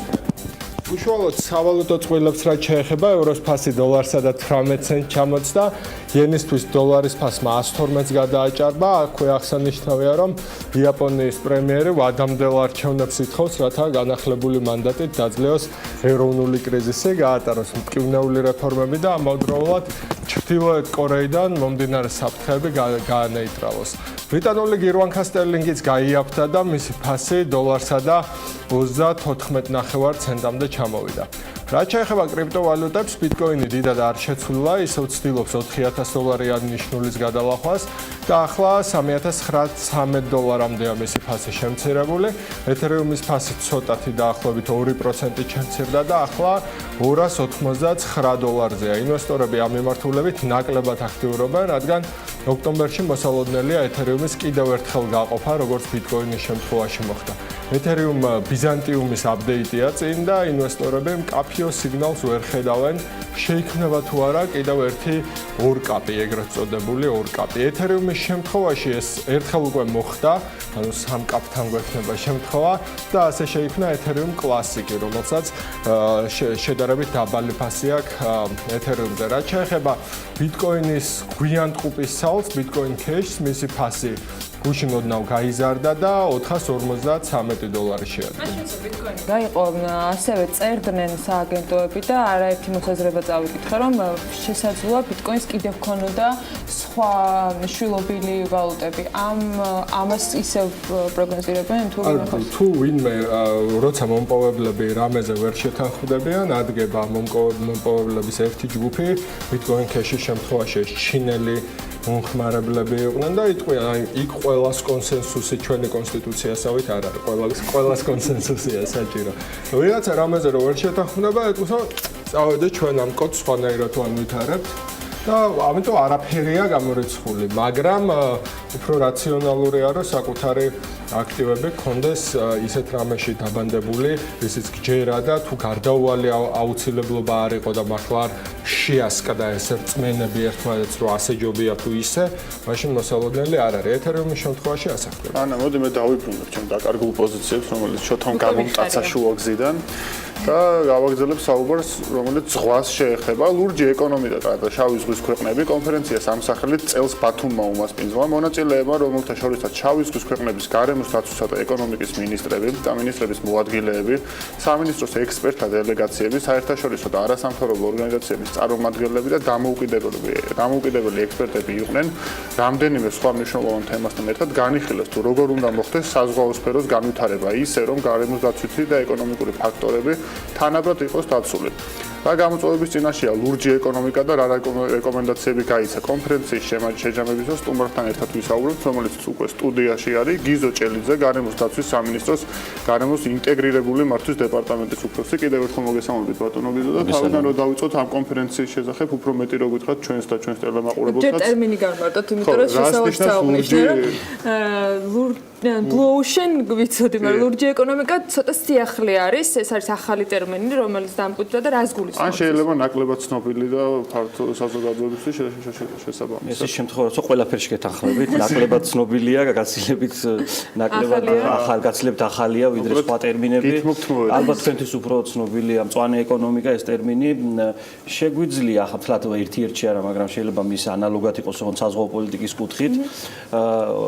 მარტივად რო ვთქვა ჩვენი გაგებით ევროკავშირის მიდგომით უფრო სწორად ეს გულისხმობს საზღვაო პოლიტიკისადმი ახლებურ მიდგომის ჩამოყალიბებას და გულისხმობს ანუ ეს წინსართი ლურჯი გამომდინარეობს ბუნებრივია ზღვისფერიდან, მაგრამ შინაარსობრივად რო განუმარტოთ გულისხმობს უკვე თქვენ ბრძანეთ, ეს არის ეკონომიკური საქმიანობის, კონკრეტულად ზღვასთან დაკავშირებული ეკონომიკური საქმიანობების იმგვარად დაგეგმას, რომ მაქსიმალურად იყოს გათვალისწინებული გარემოს დაცვითი და ასევე სოციალური საკითხები, ანუ ზღვის ათვისებამ, ზღვის მოხმარებამ, ზღვის პოტენციალის გამოყენებამ, არ გააუარესოს ზღვის საინტერესო არის გარემოს დაცვითი საკითხები რამდენად დგას ჩვენ შემთხვევაში, ანუ კრიტიკულია თუ არა ამ ხრივ წყალში ვითარება, ვინაიდან ხმელეთზე ძალიან ძიმეთ ვართ როგორც ვიცით. დღეს რა სიტუაცია გვაქვს ამასთან დაკავშირებით რომ ზღვასთან მიმართებაში შეგვიძლია კომპლექსურად ვისაუბროთ სხვადასხვა ტიპის მრავალ გარემოს დაცვით პრობლემაზე. ანუ არ ვსაუბრობთ ეკონომიკურ პრობლემებზე, ეს ალბათ თქვენ სხვა გადაცემებში ისაუბრებთ ამაზე. რაც შეეხება მაგრამ ეს არ არის განცალკევებული ეკონომიკისგან. ანუ თუ საუბარი გვაქვს გარემოს დაცვის პრობლემაზე, საუბარი გვაქვს იგივე ეკონომიკური საქმიანობების შესაბამის პრობლემებზე. აქ ეხლა უშუალოდ დღეს რაც გვიდგას პრობლემა, რასაც ხშირად ტურისტები აღნიშნავენ, არის ასე ვთქვათ ნარჩენების მენეჯმენტი, რომელიც საზღვაო ეკონომიკა პრინციპში ჯერ არ დაგვიწყია, იმიტომ რომ რამდენიც მახსოვს ჩვენ სფეროების მიხედვით დანაწილებაში მეთევზეობას და ასე შემდეგ ერთ-ერთ ყველაზე დაბალი ადგილი უჭირავს ანაზღაურების თვალსაზრისით, მაგრამ ეს რაღაცა ზედაპირზე აშკარაა, რომ არის ნარჩენები. ნარჩენების მენეჯმენტის მიმართულებით რა იგეგმება? ზუსტად მაგით მინდოდა დამეწყვან ყველაზე თვალში საცემი და პირველადი ასე ვთქვათ პრობლემა, რაც ზღვასთან დაკავშირებით და არა მარტო ზღვასთან, მაგრამ ამ შემთხვევაში ზღვასთან დაკავშირებით გამოიკვეთება, ეს არის ზღვის დაბინძურება და დანაგვიანება. ამ ორ ტერმინს ვიხმარ, იმიტომ რომ დაბინძურება არის ისას ანუ pollution და littering, ანუ რაც გულისხმობს, რომ ერთი არის ვთქვათ პოლიეთილენის ნარჩენებით ან სხვა ნარჩენებით, რასაც ხედავთ მუნიციპალური ნარჩენებით დაბინძურება და სხვა არის ასე ვთქვათ სხვადასხვა ნივთიერებებით, თუნდაც კანალიზაციიდან იქნება ეს თუ საწარმო თუ სხვადასხვა ზღვა მოგეხსენებათ არის უზარმაზარი სივსე, რომელიც ითვისებს როგორც ტურისტის მიერ დაყრილ, რაღაც ასევე სხვადასხვა წყაროებიდან იქ ჩამოვალ სხვადასხვა ნარჩენებს, ანუ კომპლექსურად ხო. ესე იგი შეიძლება ითქვას, რომ გარკვეული პოზიტიური ძვრები თქვათ დაბინძურებასთან დაკავშირებით ზუსტად ცოტა ხნის წინ მოხდა, მაგალითად ქობულეთში გაიხსნა გამწმენდი ნაგებობა, წყლის გამწმენდი ნაგებობა, ანუ სავარაუდოდ მომავალ წელს უკვე ქობულეთის საზღვაო ტერიტორია, სანაპირო ზოლი იქნება გაცილებით სუფთა, წესით უნდა იყოს გაცილებით სუფთა, მაგრამ ეს არ არის საკმარისი, იმიტომ რომ სულ ყველა გამწმენდი ნაგებობა რო დავაყენოთ აბსოლუტურად, რაც რაღაც დროის ფაქტორია ალბათ სავარაუდოდ მივალთ მაგ ეტაპამდე, ეს არ არის იაფი გონე ბათუმშიც არის, ხო, ერთი ასეთი ბათუმშიც მოქმედებს, ქობულეთშიც გაიხსნა და სავარაუდოდ დაგეგმილია, მაგრამ პლუს ამას აუცილებელი არის თვითონ ტურისტებისგან გამოწვეული დაბინძურება, იქ მოქმედი ბიზნეს ოპერატორებისგან, მცირე კაფეებისგან თუ რესტორნებისგან, რომლის აღკვეთაც არ არის მხოლოდ შესაძლებელი გარემოსდაცვითი ინსპექციის და ზედამხედველობის ჩარევით, იმიტომ რომ შეუძლებელია ამ ხელა პერიმეტრზე სრულად გააკონტროლოს რამდენმა ადამიანმა რამდენი რაღაცა თქვათ ჭიქა ჩააგდო, ბოთლი ჩააგდო თუ უფრო მასიურ დაბინძურებასთან გვაქვს საქმე.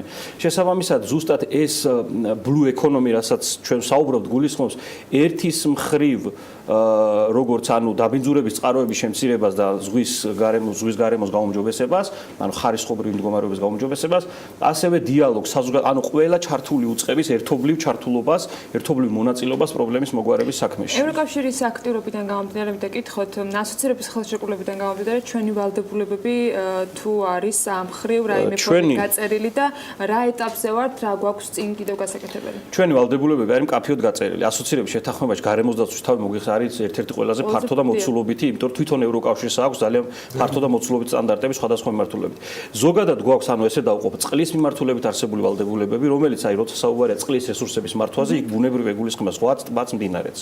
მაგრამ კონკრეტულად ზღვასთან და ის უფრო შიდა წყლების ნაწილი არის, რამდენად ზღვასთან ანუ ეს ხო განსაკუთრებული არის თუ ერთი პოლიტიკაშია, თქვათ წყლის რესურსების მართვის შესახებ და ეს კანონმდებლობა უნდა შეიცვალოს და მოერგოს ალბათ ეს გადაცემა არ ეყოფა ცალკე შეგვიძლია ამაზე ვისაუბროთ. ანუ ახალი მართვის სისტემა ევროკავშირის წყლის რესურსების მართვის ბუნებრივია შეეხება საზღვაო სივრცესას ეს ერთი. მაგრამ გარდა ამისა არსებობს თვითონ ზღვასთან დაკავშირებული დირექტივაც, რომელსაც მოიცავს ასოცირების შეთანხმება. ამ დირექტივას ასე ქვია, ეს არის საზღვაო სტრატეგიის შესახებ ევროკავშირის დირექტივა, რომელიც გულისხმობს ზღვასთან მიმართებაში ერთიანი ეროვნული სტრატეგიის შემუშავებას, ანუ როგორ ახდენს ქვეყანა საზღვაო პოლიტიკის გატარებას, ამას ქვია ინტეგრირებული საზღვაო პოლიტიკის და ამ პოლიტიკის დაახლოებას ევროკავშირის ინტეგრირებულ საზღვაო პოლიტიკასთან. ეს ეხლა მოგეხსენებათ ჩვენს ქვეყანაში ამ ბოლო ხანებში და არც ბევრ ქვეყანაში ასეა რომ ბევრი სტრატეგია იწერება, ბევრი დოკუმენტი იწერება და მოსახლეობის განწყობა რაში გჭირდება. ჩემი განწყობა შეიძლება ბევრთან მიმართებაში მსგავსი იყოს რაღაცა ფურცლები, დეევ სტრატეგიები რამდენად სრულდება. მაგრამ ევროკავშირის მიდგომას ზუსტად დირექტივას ასე დაარქვეს, რომ ზღვასთან დაკავშირებული პრობლემა ინტეგრირებულად მოსაგვარებლად მნიშვნელოვანია ეროვნული სტრატეგია. და ვადები დაახლოებით როგორ არის გაწერილი? ვადები რომელიც წლიდან არ მოწამდე უნდა შევასრულოთ. ესე იგი ჩვენ გვაქვს წყლის დირექტივის მიხედვით, რომ ახალი კანონმდებლობა წყლის მიმართულებით 2018 წელს უნდა მოქმედებდეს უკვე საქართველოში და შემუშავებულია პირველი სამუშაო ვერსია. პირველი კი არა სამუშაო ვერსია, რომელიც ეხლა დაეგზავნება უკვე სხვადასხვა სამთავრობო უწყებებს და ანუ აბსოლუტურად რევოლუციური საკანონმდებლო ცვლილებებია. რევოლუციურს გულისხმობ, ანუ მართვის ახალ მოდელზე გადავა ქვეყანა წყლის რესურსების მართვის კუთხით, რაც გააუმჯობესებს წყლის ხარისხობრივ და ასევე რაოდენობრივ მდგომარეობას ეს ერთი. და რაც შეეხება საზღვაო კუთხით, ამ სტრატეგიის შემუშავებისთვის ცოტა გარკვეული პერიოდი გვაქვს 20-21 წლისთვის უკვე 22 წლამდე თუ სწორად მახსოვს, უნდა გქონდეს ეს სტრატეგია შემუშავება. ანუ ნარჩენების მართვაზე როცა იყო საუბარი, მართალია რაღაცები გადავადა, მათ შორის პოლიეთნიკის პარკებთან დაკავშირებით, მაგრამ ამბობს რომ აქტიურად არის ამ წელში ჩართული. გარემოსდაცვით ნაწილთან ერთად თქვენ კი ცოტათი აირიდეთ, მაგრამ მაინც უნდა გითხოთ ის რეკომენდაციები, რომელიც იყო მათ შორის ეკონომიკის ჭრილში. ანუ რამდენად თანხმდება დღეს ეკონომიკა და გარემოსდაცვა ჩვენი არსებული რეალობიდან გამომდინარე ერთმანეთს, რამდენად ერთად შეუძლიათ თანამშრომლობა. თუნდაც ის რომ კონფერენციას ბათუმში უმასპინძლა blue economy-სთან და ასაც თქვენ შავ ლურჯ ეკონომიკასთან და ერთი წლის წინ მაგალითად საქართველოს უმასპინძლა კიდევ უფრო მასშტაბურ კონფერენციას მწვანე ეკონომიკასთან დაკავშირებით, უბრალოდ ეს გახდათ გაეროს ევროპის ეკონომიკური კომისიის 56 ქვეყნის დელეგაცია რეგიონული კონფერენცია ჩატარდა, რომლის მთავარი დევიზი იყო მწვანე ეკონომიკის განვითარება და კონკრეტულად იქ საუბარი იყო კიდე ჰაერის ხარისხის გაუმჯობესებაზე. გულისხმობს რომ ჩვენი მდგომა, ანუ პროგრესს თუ ვაფასებთ, დღეს რა თქმა უნდა თუ შევადარებთ წარმატებულ ევროპულ ქვეყნებს, ჩვენთან ეკონომიკის და გარემოსდაცვის მიმართება არ არის ისეთი, როგორც უნდა იყოს. მაგრამ თუ შევადარებთ გასულ წლებს, ამ საკითხზე უკვე დიალოგი ინტენსიურად მიმდინარეობს. შეიძლება ითქვას, რომ როდესაც ჩვენ ვმუშაობთ თქვა გარემოსდაცვის სამოქმედო გეგმაზე, როდესაც მიმდინარეობს დარგობრივი სამაგალითო სოფლის მეურნეობის განვითარების სტრატეგია, რეგიონული განვითარების სტრატეგია, ძალიან კარგია რომ ჩვენი მონაწილეობაც და ჩვენი ჩართულობაც იქ მნიშვნელოვნად მეტია ვიდრე წინა წლებში. ანუ ამ სტრატეგიული დაგეგმვის დროს ხდება გარემოსდაცვის საკითხების ასახვა, რაც არ ვთვლი რომ საკმარისია, რა თქმა უნდა მეტია საჭირო, იმიტომ რომ გარემოსდაცვა შეიძლება ითქვას, რომ ეს ერთი არის გარკვეული სფერო, ცალკე აღებული, მაგრამ ეს არის რამდენიმე სფეროში განაწილებული სხვადასხვა საკითხები. ავიღოთ ენერგეტიკა, ავიღოთ სოფლის მეურნეობა, ავიღოთ ეს. აი, როდესაც თქვენ გარემოსდამცველი ბრძანდები და ამ პოზიციიდან საუბრობთ, მაინც მაინტერესებს თქვენი შეფასება. ეს სიახლეები ხომ არ გახდება დამაბრკოლებელი ეკონომიკის განვითარების? ძალიან კარგი შეკითხვა მინდა გითხრათ, აი ეს შეკითხვა არის ერთ-ერთი ანუ დისკუსიის თემა. ბიზნესს ხშირად სწორედ ასე წარმოუდგენია, როდესაც გარემოს დამცველები ერთვებიან მათ. აი წუთნახევარი იქ თუ არ დაუყარე, იქ ჩემია. ფულს ვერ ვიშვა. აი დაახლოებით 1 წუთში შევეცდები ჩავატიო ჩემი პასუხი, იმიტომ რომ ესე იგი ამაზე ძალიან დიდი დისკუსია მიმდინარეობს სოფლიოში. გარემო და ეკონომიკა ერთმანეთის შემაფერხებელი თუ პირიქით, ორივე ერთმანეთის ხელშემწყობი ფაქტორები. ანუ ბევრისთვის დღეს წარმოუდგენელია, რომ გარემოს დაცვით შეიძლება ეკონომიკურ სარგებელს მიაღწიოს. აი მარტივად რო ავიღოთ, ჩვენ გარემოს დამცველები საუბრობთ ენერგოეფექტურობაზე. ენერგოეფექტურობა გულისხმობს ენერგიის დაზოგვას, ანუ ან არ დაბინძურებას, ან სუფთა ტექნოლოგიის გამოყენებით ნაკლები ზიანის მიყენებას ზღვისთვის თუ ნიადაგისთვის, ან ჰაერისთვის, მაგრამ ბიზნესმენისთვის ეს არის გაძვირებული ტექნოლოგია. ხო, ანუ ახალი ტექნოლოგია ოდნავ უფრო ძვირი ან ბიუროკრატიული რაღაც პირობები, როცა სჭირდება დამატებით. ან ბიუროკრატიულიც, მაგრამ თქვათ ავიღოთ ენერგოეფექტური ტექნოლოგიების დანერგვა საწარმოში გულისხმობს ცოტათი უფრო ძვირი ტექნოლოგიების შეძენა საწყის ეტაპზე, ვიდრე მას აქვს მოძველებული, მაგრამ იმით ის უკვე აქვს და ხმარობს. ანუ რა შეიძლება ეხა ბიზნესი მოგეხსენებათ ორიენტირებული მოგებაზე პურს აწყობ, იმიტომ რომ შეერ ადამიანებს აჭავ, იმიტომ რომ მოგება ნახოს, ავარა ყველა ეს ნორმალური ბიზნესის წესია. ანუ ჩვენი მიზანია რომ ბიზნესმენამდე მივიტანოთ რომ ენერგოეფექტურობა მისთვის ვია სასარგებლო და არა ის რომ ამით ხვალ რაღაც ჩიტის სახეობა არ გადაშენდება და რომელიღაცა ბალახი სადღაც ტერიტორიაზე აღარ ამოვა ისე როგორც ამოდიოდა ან ხე არ მოიჭრება ვთქვათ. ეს ცოტა მორალისტური საკითხები რომ განვაყენოთ წმინდა ბიზნესის კანონებით ვისაუბროთ, ძალიან მნიშვნელოვანია ენერგოეფექტურობა, იმიტომ რომ მე თუ დღეს ნაკლებად დავხარჯავ ენერგიას, წლის ბოლოს მოგებაში მექნება ისაც უნდა გადამეხადა კომუნალური თუ სხვა ტიპის ჩემს ასე ვთქვათ ენერგომოთხოვნილებების დასაკმაყოფილებლად წარმოებაში უფრო ნაკლებს დავხარჯავ. სხვათა შორის ცოტა ხნის ჩატარა ძალიან კარგი პროექტი ევროკავშირის, რომელიც მცირე ბიზნესთან მიმართებაში იყო და რამდენიმე საპილოტე ბიზნესს ზუსტად არ ვახსოვს კონკრეტულად რომელ ბიზნესებს დაუთვალეს, იყო თონეები, იყო ცოტა უფრო მსხვილი ბიზნესები, რომლებსაც დაუთვალეს ენერგოეფექტური ღონისძიებებით რამდენ წელში რა მოგებას ნახავდნენ. ანუ მაგალითად ავიღოთ მილები, რომელიც შეიფუთა ეს მილები, ანუ გახდა უფრო მეტი სითბოს, ასე ვთქვათ, დამზოგი, ნაკლები ენერგიას მოიხმარდა და აღმოჩნდა რომ 3-5 წელიწადში ის რაც დახარჯა ამის ამილების შეფუთვაზე, ამოიღო 3 წლის მერე უკვე მუდმივ მოგებაზე გადავიდა ეს კომპანია. საუბრობთ მარტო შეფუთვაზე. ახლა წარმოიდგინეთ ძველი ტექნოლოგიასაც ვთქვათ, ახალს დანერგავ. ქმნი ახალ სამუშაო ადგილს, იმიტომ რომ ახალ დანადგარს, ახალ ტექნოლოგიას უფრო ახალი, ანუ სამუშაო ადგილები იქნება ერთი კუთხით დამატებით. მეორე, შენი წარმოება ხდება უფრო სუფთა, მესამე ნაკლებ რესურსს ხარჯავ ამ წარმოებაზე, მეოთხე ხა ახალი თაობის ტექნოლოგია უფრო კარგ პროდუქტს უშვებს, მაგალითად შევთანხმდეთ ვიდრე ძველი. ანუ მე ამ შემთხვევაში არ მინდა ვისაუბრო კონსერვაციის და გარემოს დაცვის კუთხით, იმიტომ რომ ეს ბევრჯერ მოусმენია ბევრ გადაცემაში, თქვენ ბიზნეს გადაცემა, ამიტომ ჩვენ ვისაუბროთ წმინდა ეკონომიკურ ტერმინებით. დღეს ლურჯი ეკონომიკა იქნება მწვანე თუ მოიისფრო. ყველა საუბარი არის რომ უნდა იყოს მდგრადი. ანუ ეს ტერმინები ძირითადად უფრო მარკეტინგული გათვლა, რომ აი ახლა ვიღაცა შეფუთავს რძის იმას რაღაც ყუთს, რომ მწვანედ გააკეთებს, უფრო ნატურალური წარმოარჩინოს, ხო? და თვალიც ეს. ბიოდეგრადირებადი ყუთი თუ იქნება და გარემოს არ დაანადგურებს, ხო, ანუ ზუსტად ეგ მინდა ვთქვა, რომ შინაარსია მთავარი და არა მწვანედ შეღება თუ შეიძლება ყვითელის ბიოდეგრადირებადი იყოს. ამიტომ ეს მწვანეს დავარქმევთ თუ ლურჯ საუბარია მდგრად განვითარებაზე. თქვენ მოგეხსენებათ ახლა ალბათ თქვენთვის ეს ტერმინი გარდა ამ შეგონებებისა და ვიღაცების მხრიდან ამ ჩემი შეგონებები იყო ახლა ესე გამოჩნდა ამ ინტერესებში. გარდა შეგონებებისა ბიზნესი რამ ეფექტური მექანიზმი გვაქვს, რომ ხელი შეუშალოთ მართლა იმ კატასტროფულ მდგომარეობას, რაც ხდება. ძალიან ბევრი ევროპაში კანონის ძალით როგორ შეგვიძლია ზუსტად. ანუ კანონის ძალით ჯერჯერობით საქართველოს კანონმდებლობა ამ მხრივ კიდევ უფრო დასახვეწია, რომ იყოს მეტი წახალისება ბიზნესისთვის, ანუ მე თუ გამოვიყენებ თანამედროვე ტექნოლოგიას, ამისთვის კონდეს წახალისება.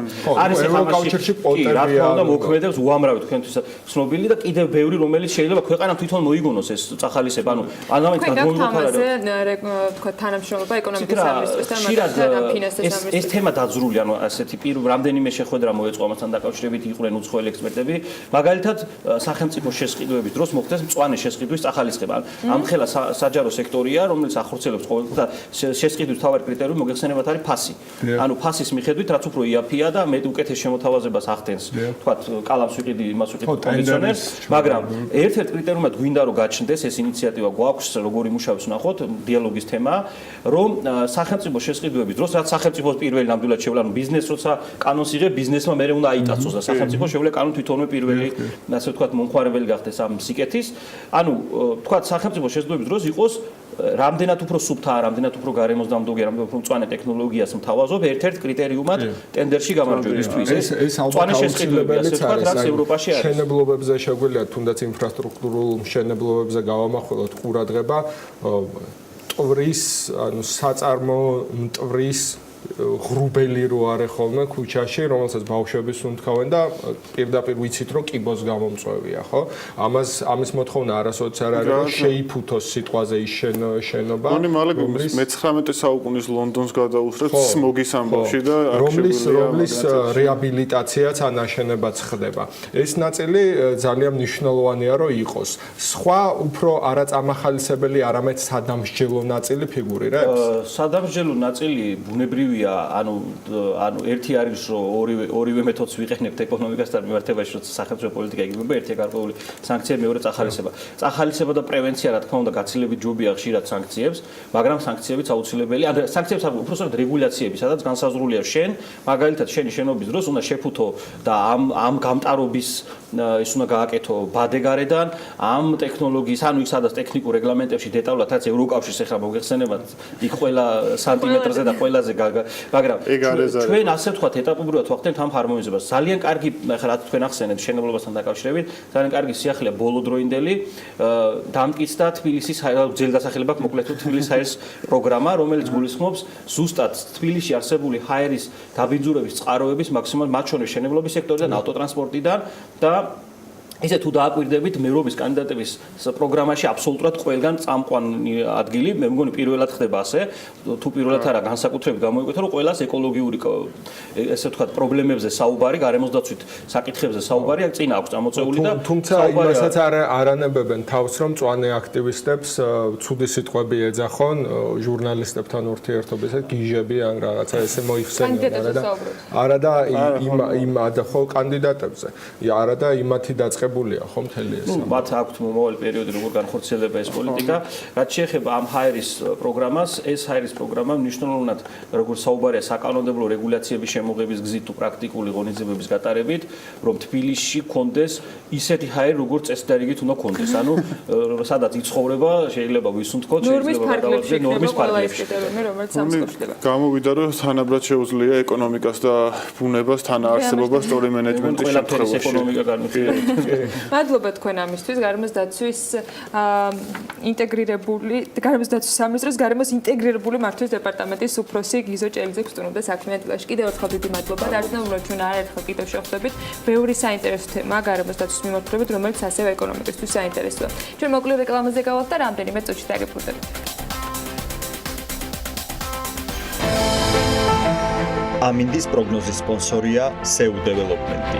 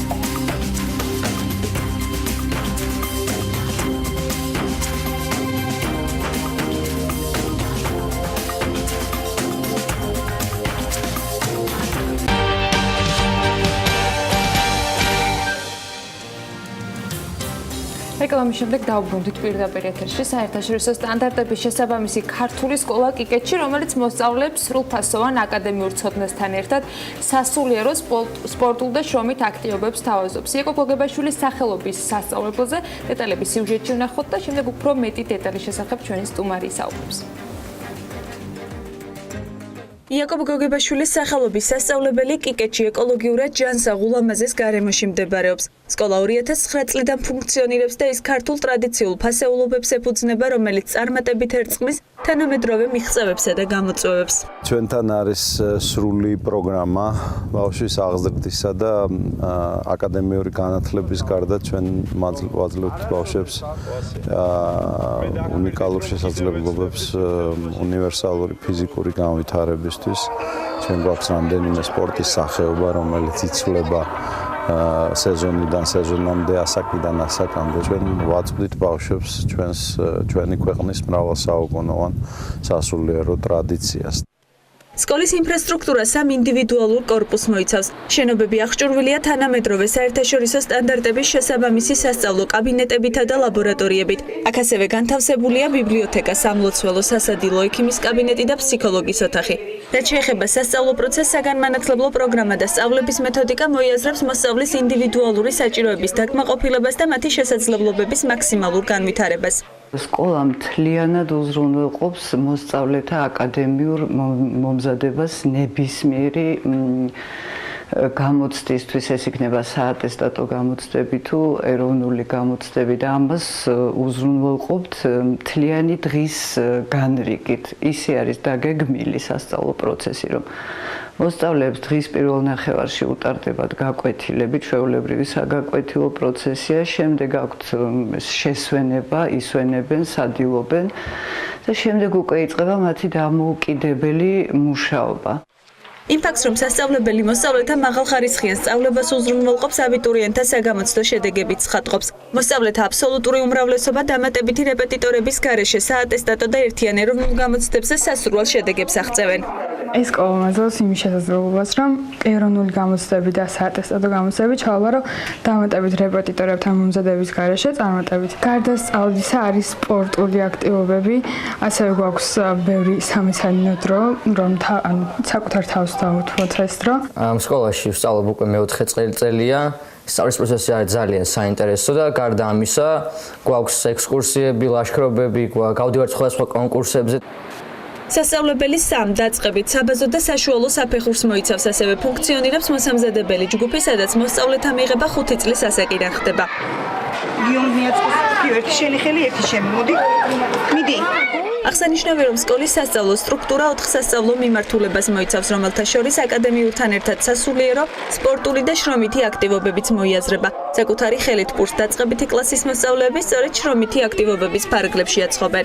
ჩვენ სკოლაში სწავლის საფასური ფარავს როგორც აკადემიურ განათლებას, ასევე ყველა სხვა მომსახურებას, რასაც სკოლა მოსწავლეებს თავაზობს: სპორტს, სამჯერად კვებას, ტრანსპორტირებას, ასევე სკოლა ხშირად აცხადებს სხვადასხვა სასტიპენდიო პროგრამას, სადაც ნიჭიერ მოსწავლეებს, რომლებიც ტესტირებას მაღალ ქულებზე ჩააბარებენ, ჩვენი სკოლის მმართველობა უფარავს სწავლის საფასურს ნაწილობრივ. ძალიან ხშირად აღნიშნავენ, რომ იაკობ გოგებაშვილის სახელობის სასწავლებელი არ არის მხოლოდ სკოლა, ეს არის ოჯახი პირველ რიგში, სადაც ყველა ადამიანისთვის ყოფნა მართლა ძალიან დიდი ბედნიერება.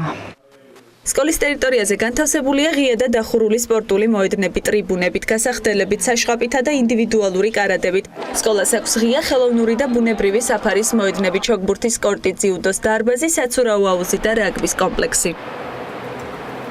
იაკობ გოგებაშვილის სახელობის სასწავლებლის დირექტორი მარინა კაჭარავა გსუმრობს საქმიანი დილის სტუდიაში და კიდევ უფრო მეც მოგყვება ამ სკოლის შესახებ. მოგესალმებით ქალბატონ მარინა, მადლობა რომ ისე ხართ ჩვენთან. თათი ამ პრინციპში სიუჟეტში თითქმის ყველაფერი გითხრა, რაც ამ სკოლას უკავშირდება, თუმცა რამდენიმე დეტალს მაინც დავაზუსტებ. რამდენი მოსწავლე არის, როდესაც ვსაუბრობთ წარმატებულ მოსწავლეებზე, რამდენი გამოშვება ყავდათ და მინდა მეთოდოლოგიაზე გკითხოთ, რას უკავშირებთ თქვენ ამ წარმატებას? მხოლოდ მეთოდოლოგიით შეიძლება და საიდან არის ეს მეთოდოლოგია აღებული? დიდი მადლობა ამ შესაძლებლობისთვის. ნამდვილად ჩვენ ორი გამოშვება გვქონდა ჯერჯერობით, მე-9 წელია ეს სკოლა არსებობს, მოგახსენებათ და მე-12 კლასი ორჯერ გავუშვით და თითო კლასში იყო 10 ბავშვი. ჩვენ პროცენტულად ვაპარაკობთ ჩვენ სულ არის სკოლაში დღეისთვის 160 ბავშვი დაახლოებით და შესაბამისად თითო კლასში არის 10-12, ნუ მაქსიმუმ 14 ბავშვი. და თითო კლასია, თითო კლასში. ანუ პარალელურები პრაქტიკულად არ ყავს, მხოლოდ ერთი არის. ძალიან პატარა სკოლაა დღეისთვის, ძალიან კომფორტულია ბავშვისთვისაც და მასწავლებლისთვისაც მუშაობა. აბსოლუტურმა უმრავლესობამ აქ ითქვა. დიახ, ეს არის განათლების სამინისტროს ინფორმაცია, რომ მათ ყველამ, ვინც კი რა ჩაწერა პირველ ადგილზე, იქ მოეწყო. აქედან 70%, ანუ 7-მა მიიღო დაფინანსება და 3-მა ვერ. შარშან 8-მა მიიღო და ვთქვათ 2-მა ვერ. ყოველ შემთხვევაში პირველ ადგილზე რაც ეწერათ, იქ მოეწყნენ. ჩვენ უზრუნველყოფთ მათ. ამას მხოლოდ ის განაპირობებს, ან ერთ-ერთი ფაქტორი არის ის, რომ კლასში მცირე კონტინგენტია და რა თქმა უნდა, თითოეულ მოსწავლეს და მასწავლებელს უფრო მეტად აქვს მუშაობის შესაძლებლობა, თუ არის ის განსაკუთრებული, ვთქვათ, სწავლების მეთოდები, რომელსაც ეს სკოლა იშოვს. ალბათ ერთიც და მეორეც, იმიტომ რომ მოგეხსენებათ რაოდენობასაც აქვს მნიშვნელობა. მაგრამ აქ არის მეთოდში რა იგულისხმება ხა ყველა ეს საერთოდ ჩვენი პედაგოგები ყველანი ფლობენ იმ ყველა იმ ტექნიკას და ყველა იმ მეთოდიკას რაც დღეს არის ჩვენ აბსოლუტურად ამ ხრივ განათლების სამინისტროს ეროვნული გეგმის შემსრულებლები ვართ და სტანდარტების ბუნებრივია მაგრამ ეს არის ის რომ არის დღის სკოლა აქ სკოლაში პრაქტიკულად მეცადინეობენ ბავშვები ინდივიდუალურად თუ რამე გაუჭირდება მას ადგას თავზე ძალიან პროფესიონალი, ძალიან კარგი პროფესიონალი პედაგოგი, რომელიცაც შეუძლია მან გაარკვიოს ყველა ის საკითხი, რომელშიც პრობლემა შეექმნება. და იცით რა ეს არის ძალიან ინტენსიური სწავლება ერთის მხრივ, განსაკუთრებით ზედა საფეხურზე. იმიტომ რომ დღეს არავისთვის არ არის ეს საიდუმლო, რომ მთელ საქართველოში, მთელ თბილისში პრაქტიკულად არ არის სკოლა, სადაც ბავშვი რეპეტიტორის გარეშე იყოს. ეს ჩვენთვის ძალიან საამაყოა, მინდა გითხრათ, იმიტომ რომ მოდით ესე ვქო, ჯერ ესეთი ის ვერც მოახერხებს, იმიტომ რომ მთელი დღე კიკეტში და ის შემოგვიწყდება. ამას დავაჯდებ, თქვენც ახსენეთ მეცადინეობისას დახმარების შესაძლებლობა მასწავლებლისგან. ეს გულისხმობს იმას, რომ საგაკვეთილო პროცესის შემდეგ ბავშვები განაგრძობენ, ანუ ამ სკოლის შენობის ფარგლებში მეცადინეობას, ეს ნიშნავს, რომ სისტემა არ ითვალისწინებს სახში დავალების წაღებას, თუ აი როგორ არის? როგორ პრაქტიკულად არ ითვალისწინებს, მაგრამ არის რაღაცა წასაკითხი ქართულში ან რაღაცა ისტორიაში მოსაძებნი, ისეთი, რასაც ძალიან დიდი დრო ჭირდება, მოგეხსენებათ. აქ რასაკვირველია უწევთ განსაკუთრებით მაღალ კლასებში სახლში რაღაცის დამატება. პრაქტიკულად არ ჭირდება. რომელ საათამდე რჩებიან მოსწავლეები? 6-მდე, 6-15 აკლია დაახლოებით მაშინ გამოდიან. კიკეთი არ არის თბილისის ცენტრში და განსაკუთრებით საწყის ეტაპზე ბავშვებს ალბათ ჭირდებათ ტრანსპორტირება. ტრანსპორტირება ჭირდება ყველას, ჩვენ გვაქვს ჩვენი ტრანსპორტი, ჩვენ უზრუნველყოფთ მათ გადაადგილებას რედისონიდან, ივერიიდან, ყოველ დილას. სკოლა გაყოფილია ორად მოგეხსენებათ დღეს პატარები პირველი 4 კლასი არის ავჭალაში და დანარჩენი არიან კიკეთში. ეს გამომდინარე იქიდან რომ წყნეთის გზის ჩანგრევის შემდეგ ჩვენ გავითვალისწინეთ პატარების ფსიქოფიზიკური მდგომარეობა. ისიც ასეთივე ინფრასტრუქტურულად გამართულია პატარები სადაც არიან ისევე როგორც ზემო. გიგმართ რომ სრულად გადმოინაცვლოს სკოლა. რასაკვირველია როგორც კი გზა აღდგება ეს გაერთიანდება ეს ერთი სკოლაა და იქ აბსოლუტურად ერთია მართლობაც ერთია და სტრატეგიაც და მთლიანად ყველაფერი სწავლების პროცესიც. ეხლა აქ ბევრი რამე ითქვა, მაგრამ მე ძალიან მინდა დავამატო კონცეპტუალური საკითხზე მინდა ვისაუბრო, იმიტომ რომ ეს რაც ვილაპარაკე აკადემიაზე ეს მართლა ძალიან საამაყოა და მართლაც არ ვიცი ეს არის მთელი გუნდის დამსახურება მინდა გითხრათ იმიტომ რომ არის არაჩვეულებრივი ყავს არაჩვეულებრივი პედაგოგთა კორპუსი მაგრამ გარდა ამის აქ იყო ლაპარაკი 4 მიმართულებაზე ეს 4 მიმართულება გახლავთ როგორც ითქვა სულიერების მხრივ ეს არის ღირებულებები ეს არის ვთქვათ სიპატივისცემა უფროსისადმი უმცროსისადმი ეს არის სარწმუნოება ეს არის ღვთისადმი დამოკიდებულება სამშობლო და ოჯახი და ასე შემდეგ ეს ძალიან მნიშვნელოვანია ჩვენთვის მეორე გახლავთ აკადემიური, რომელზეც უკვე ორი სიტყვით ვისაუბრე. მესამე შრომა, რათა მიეჩვიოს ის შრომას და ეს არ არის უსარგებლო შრომა, რომელიც ახლა უბრალოდ ახლა ჩვენს რაღაც შრომის გაკვეთილები გქონდა, რომელიც არავის არ ახსოვს და ვერაფერში ვერ გამოიყენებს. და მე შორს ვარ იმ აზრისგან, რომ შეიძლება ახლა ვიღაცამ ხვალპური აცხოს ან არ აცხოს, ჩვენ არ ვიცით, მაგრამ რასაც აცხობენ თვითონ მიირთმევენ ეს ბავშვები. ყველი ამოყავთ თვითონ მიირთმევენ, იოგურტი, მაწონი თვითონ. ანუ იციან შრომის ფასი, იციან დაფასება იმ ადამიანებისა, ყველა კლასისთვის ბოდიშრომ გაწყოთ, ყველა კლასისთვის ერთი და იგივე აქტივობა არის ამ წელს. სხვა არის, იცით როგორ არის, როდესაც არის შრომის საათი, ასე ვთქვათ, ეგრეთ წოდებული სახელობო, იქ არის გაყოფილი ჯგუფები, მთელ ვერტიკალზე ყველა კლასიდან იღებენ მონაწილეობას, რატომ რომ ბავშვებს ჰქონდეთ ერთმანეთთან ურთიერთობა, უფროსმა იცოდეს უმცროსის დახმარება, უმცროსმა იცოდეს უფროსის პატივისცემა, ერთად შრომობენ ეს ბავშვები, ვთქვათ, რომელიღაც გუნდი აცხობს პულს, რომელიღაცას ყველი ამოყავს, ალაგებენ სასადილოს, საკლასო ოთახებს და ასე შემდეგ. ჩვენ რაღაც პერიოდი კარტოფილი მოყვავდა ჩვენი, ეხა ისვენებს მიწა, ესე გვითხრეს, ამ კარტოფილს ძალიან ხალისით იღებდნენ და მე 10 კილო სახში მიქონდათ, ეს იყო მათი რაღაცა, ასე ვთქვათ, გასამრჯელო ამაში. ეს იყო დიდი ოჯახში შენატანი. ოჯახში სასულიერო ნაწილი მაინტერესებს, ანუ უფრო დეტალურად რო ვისაუბროთ, როგორ რა კუთხით ისწავლება, ეს არის რელიგიის ისტორია თუ აი რა მიმართულება არის, იმიტომ რომ საჯარო სკოლებშიც და სხვა კერძო სკოლებშიც ან რაც როგორც თქვა, რა სტანდარტიზებულია და იქ როგორც ვთქვი, ისტორიის კუთხით ისწავლება თქვენთან რა არის, ანუ რამე ახალი სხვა კუთხით არის ეს საბჭოთა. არ არის, ეხლა ჩვენ როგორ იწყება ჩვენი დღე, ავდივართ ჯერ ტაძარში. 6 მეხუთისკაცის სახელობის ტაძარი არის კიკეთში.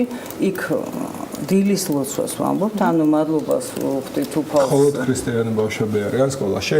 ჩვენთან მხოლოდ ამჯერად ქრისტიანი ბავშვები არიან, თუმცა ყოფილა შემთხვევა, რომ იყო ებრაელი ბავშვი, მაგრამ იმას არანაირი პრობლემა არ ქონია. დადიოდა ისიც და ამბობდა ლოცვას ქრისტიანულს. რასაკვირველია, დადიოდა და თუ არ უნდა და მას არავინ არ დააძალებდა, ბუნებრივია, მაგრამ იცით როგორ არის ეს ამ სკოლაში ჩვენ ეს მიმართულება გვაქვს და ბუნებრივია მშობელს თუ მშობლისთვის თუ ეს ღირებულება მიუღებელია, ის ალბათ არც მოიყვანს, იმიტომ რომ არჩევანი დიდია მოგახსენებათ.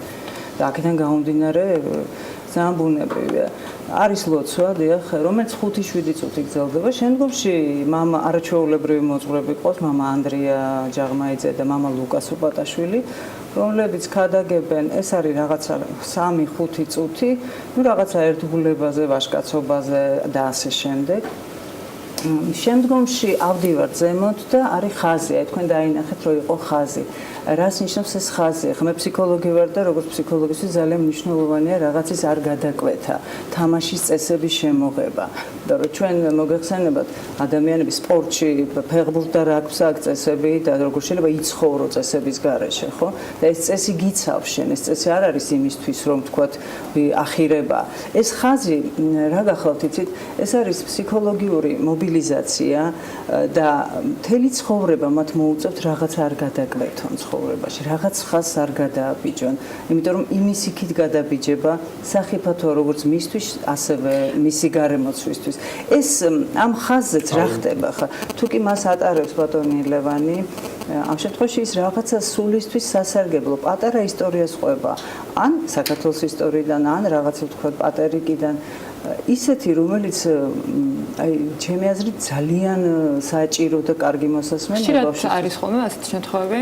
იცით რა გააჩნია შარშან ბატონლევან ძალიან იშვიათად იყო სამწუხაროდ, მაგრამ ისე ყველაფერში იღებს მონაწილეობას, მაგრამ თუ კი არის ის ლაშქრობაშიც დაყავს ბავშვები, იყო პერიოდი, როდესაც მშობლებთან ერთად კალათბურთის გუნდი ჰქონდა და ყოველ შაბათ-კვირას ამოდიოდნენ მშობლები, მამები, მე ვგულისხმობ და ბავშვებთან ერთად და თამაშობდნენ კალათბურთს.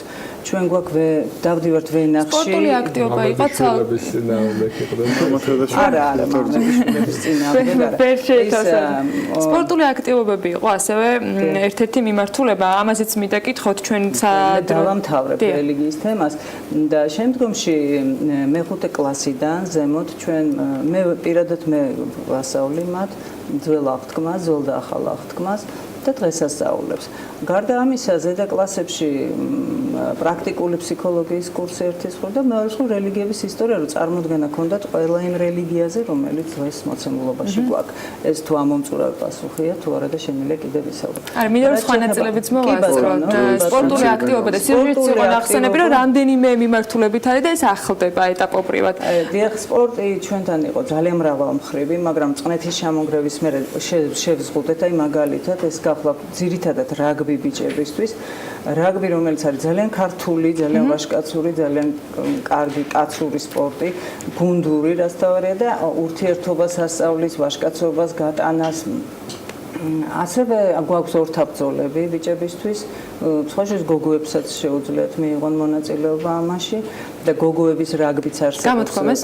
კი, ვინც გამოთქვამს, რატომაც არა. ეს ასევე ჩვენ გვაქვს ცურვა ყველასთვის აბსოლუტურად გოგოებისთვის. თვითონ სკოლის კომპლექსში არის აუზი, სადაც შესაძლებელი არის. გლდანის აუზში დავდივართ, რომელიც საკმაოდ კარგი აუზია, პატარები და ყავს იქ. და დიდები, რასაკვირველია, საკუთარი აუზი არ იყო გადაღებული, თორემ ნამდვილად შესანიშნავი აუზია. ინფრასტრუქტურულად აბსოლუტურად გაწყობილია სკოლა, არანაირი პრობლემა იქ არ არის. ესე იგი, ეს არის ასევე ფეხბურთიც, ასევე ვთქვათ, უამრავი შეჯიბრი ტარდება, აი პარასკევი დღე ეგეთი გვაქვს ჩვენ, როდესაც ვთქვათ, უფრო ძალიან ბევრი სპორტული აქტივობაა.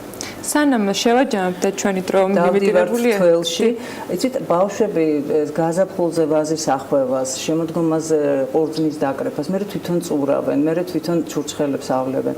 მე აი ზღვინო ინახება და სხვათა შორის აი ბანკეტზე მოუტანეს თავიანთი დაწურულები, ძალიან მნიშვნელოვანი. საინტერესო.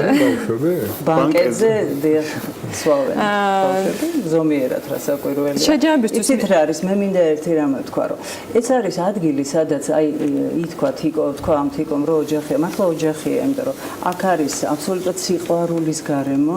ეს არის აი როგორც შეიძლება ლევანს 8 შვილი ყავს, აქედან 7 ჩვენთან არის სკოლაში. აი როგორც შეიძლება მამამ, დედამ მოუფიქროს თავის შვილებს ყველაზე მეტად მისთვისვე სასურველი გარემო. ეს არის დიდი სიყვარულით გაკეთებული. როგორ გითხრათ, აქ ბავშვები რაღაც მართლა ნათესაობრივით არიან. მე ახალი რომ მოდის, მთელი სკოლა იმავე დღეს გაიცნობს, იმავე დღეს გულში ჩაიხუტებს. ეს აქტივობებიც, სადაც ყველა ბავშვი იღებს მონაწილეობას, დაწყებული, ვთქვათ, მე-5 კლასიდან მე-12-ს ჩათვლით, ეს ერთმანეთის გაცნობას, დამეგობრობას უწყობს ხელზე. ჩვენთვის ძალიან მნიშვნელოვანია მეგობრობა, ეს ურთიერთგატანა, რაღაცა, ვთქვათ, ეს ერთ-ერთი მთავარი ღირებულება, რომელიც გვინდა რომ გქონდეთ. დაამთავრებენ და იცით ეს მორალური აღზრდა და მორალი იმდენად მნიშვნელოვანია, რომ მე მინდა ვთქვა, რომ მორალი არის ისაც ადამიანს ხოვებისგან განასხვავებს. ბევრი რამე განასხვავებს, მაგრამ ერთ-ერთი ელა. ჩვენთვის ეს ძალიან მნიშვნელოვანია. და რაც შეეხება აკადემიურს, ის მე ვიტყოდი, რომ ეს არის მართლა შეუდარებელი, იმიტომ რომ ეს ბევრი ვერ დაიკვეხნეს იმას, რომ მათი ბავშვები ესე კარგად აბარებენ, როგორც უცხოეთში, სხვათა შორის ასევე. დიდი მადლობა. ბოლოს მინდა მეკითხა, რატომ დაერჩიენ სკოლა თქვენ, მაგრამ თქვენ პრაქტიკულად რეზიუმირების სახით ამ კითხვას გაეცით პასუხი. დიდი მადლობა ქალბატონო მარინა კაჭარავა, იაკობ გოგებაშვილის სახელობის სასწავლებლის დირექტორი გსტუმრობდა საქმიან დილაში. კიდევ ერთხელ უნდა გავიდეთ, მოკლე სარეკლამო პაუზაზე და დავბრუნდებით რამდენიმე წუთში. დიდი მადლობა.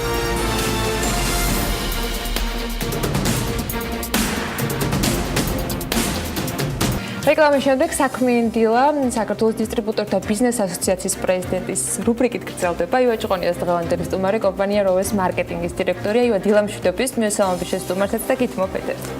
დილა მშვიდობის, მივესალმები სრულიად საქართველოს, ყველა საქმიანი ადამიანს, ვინც ჩვენ ტელეეთერს უყურებს დღეს.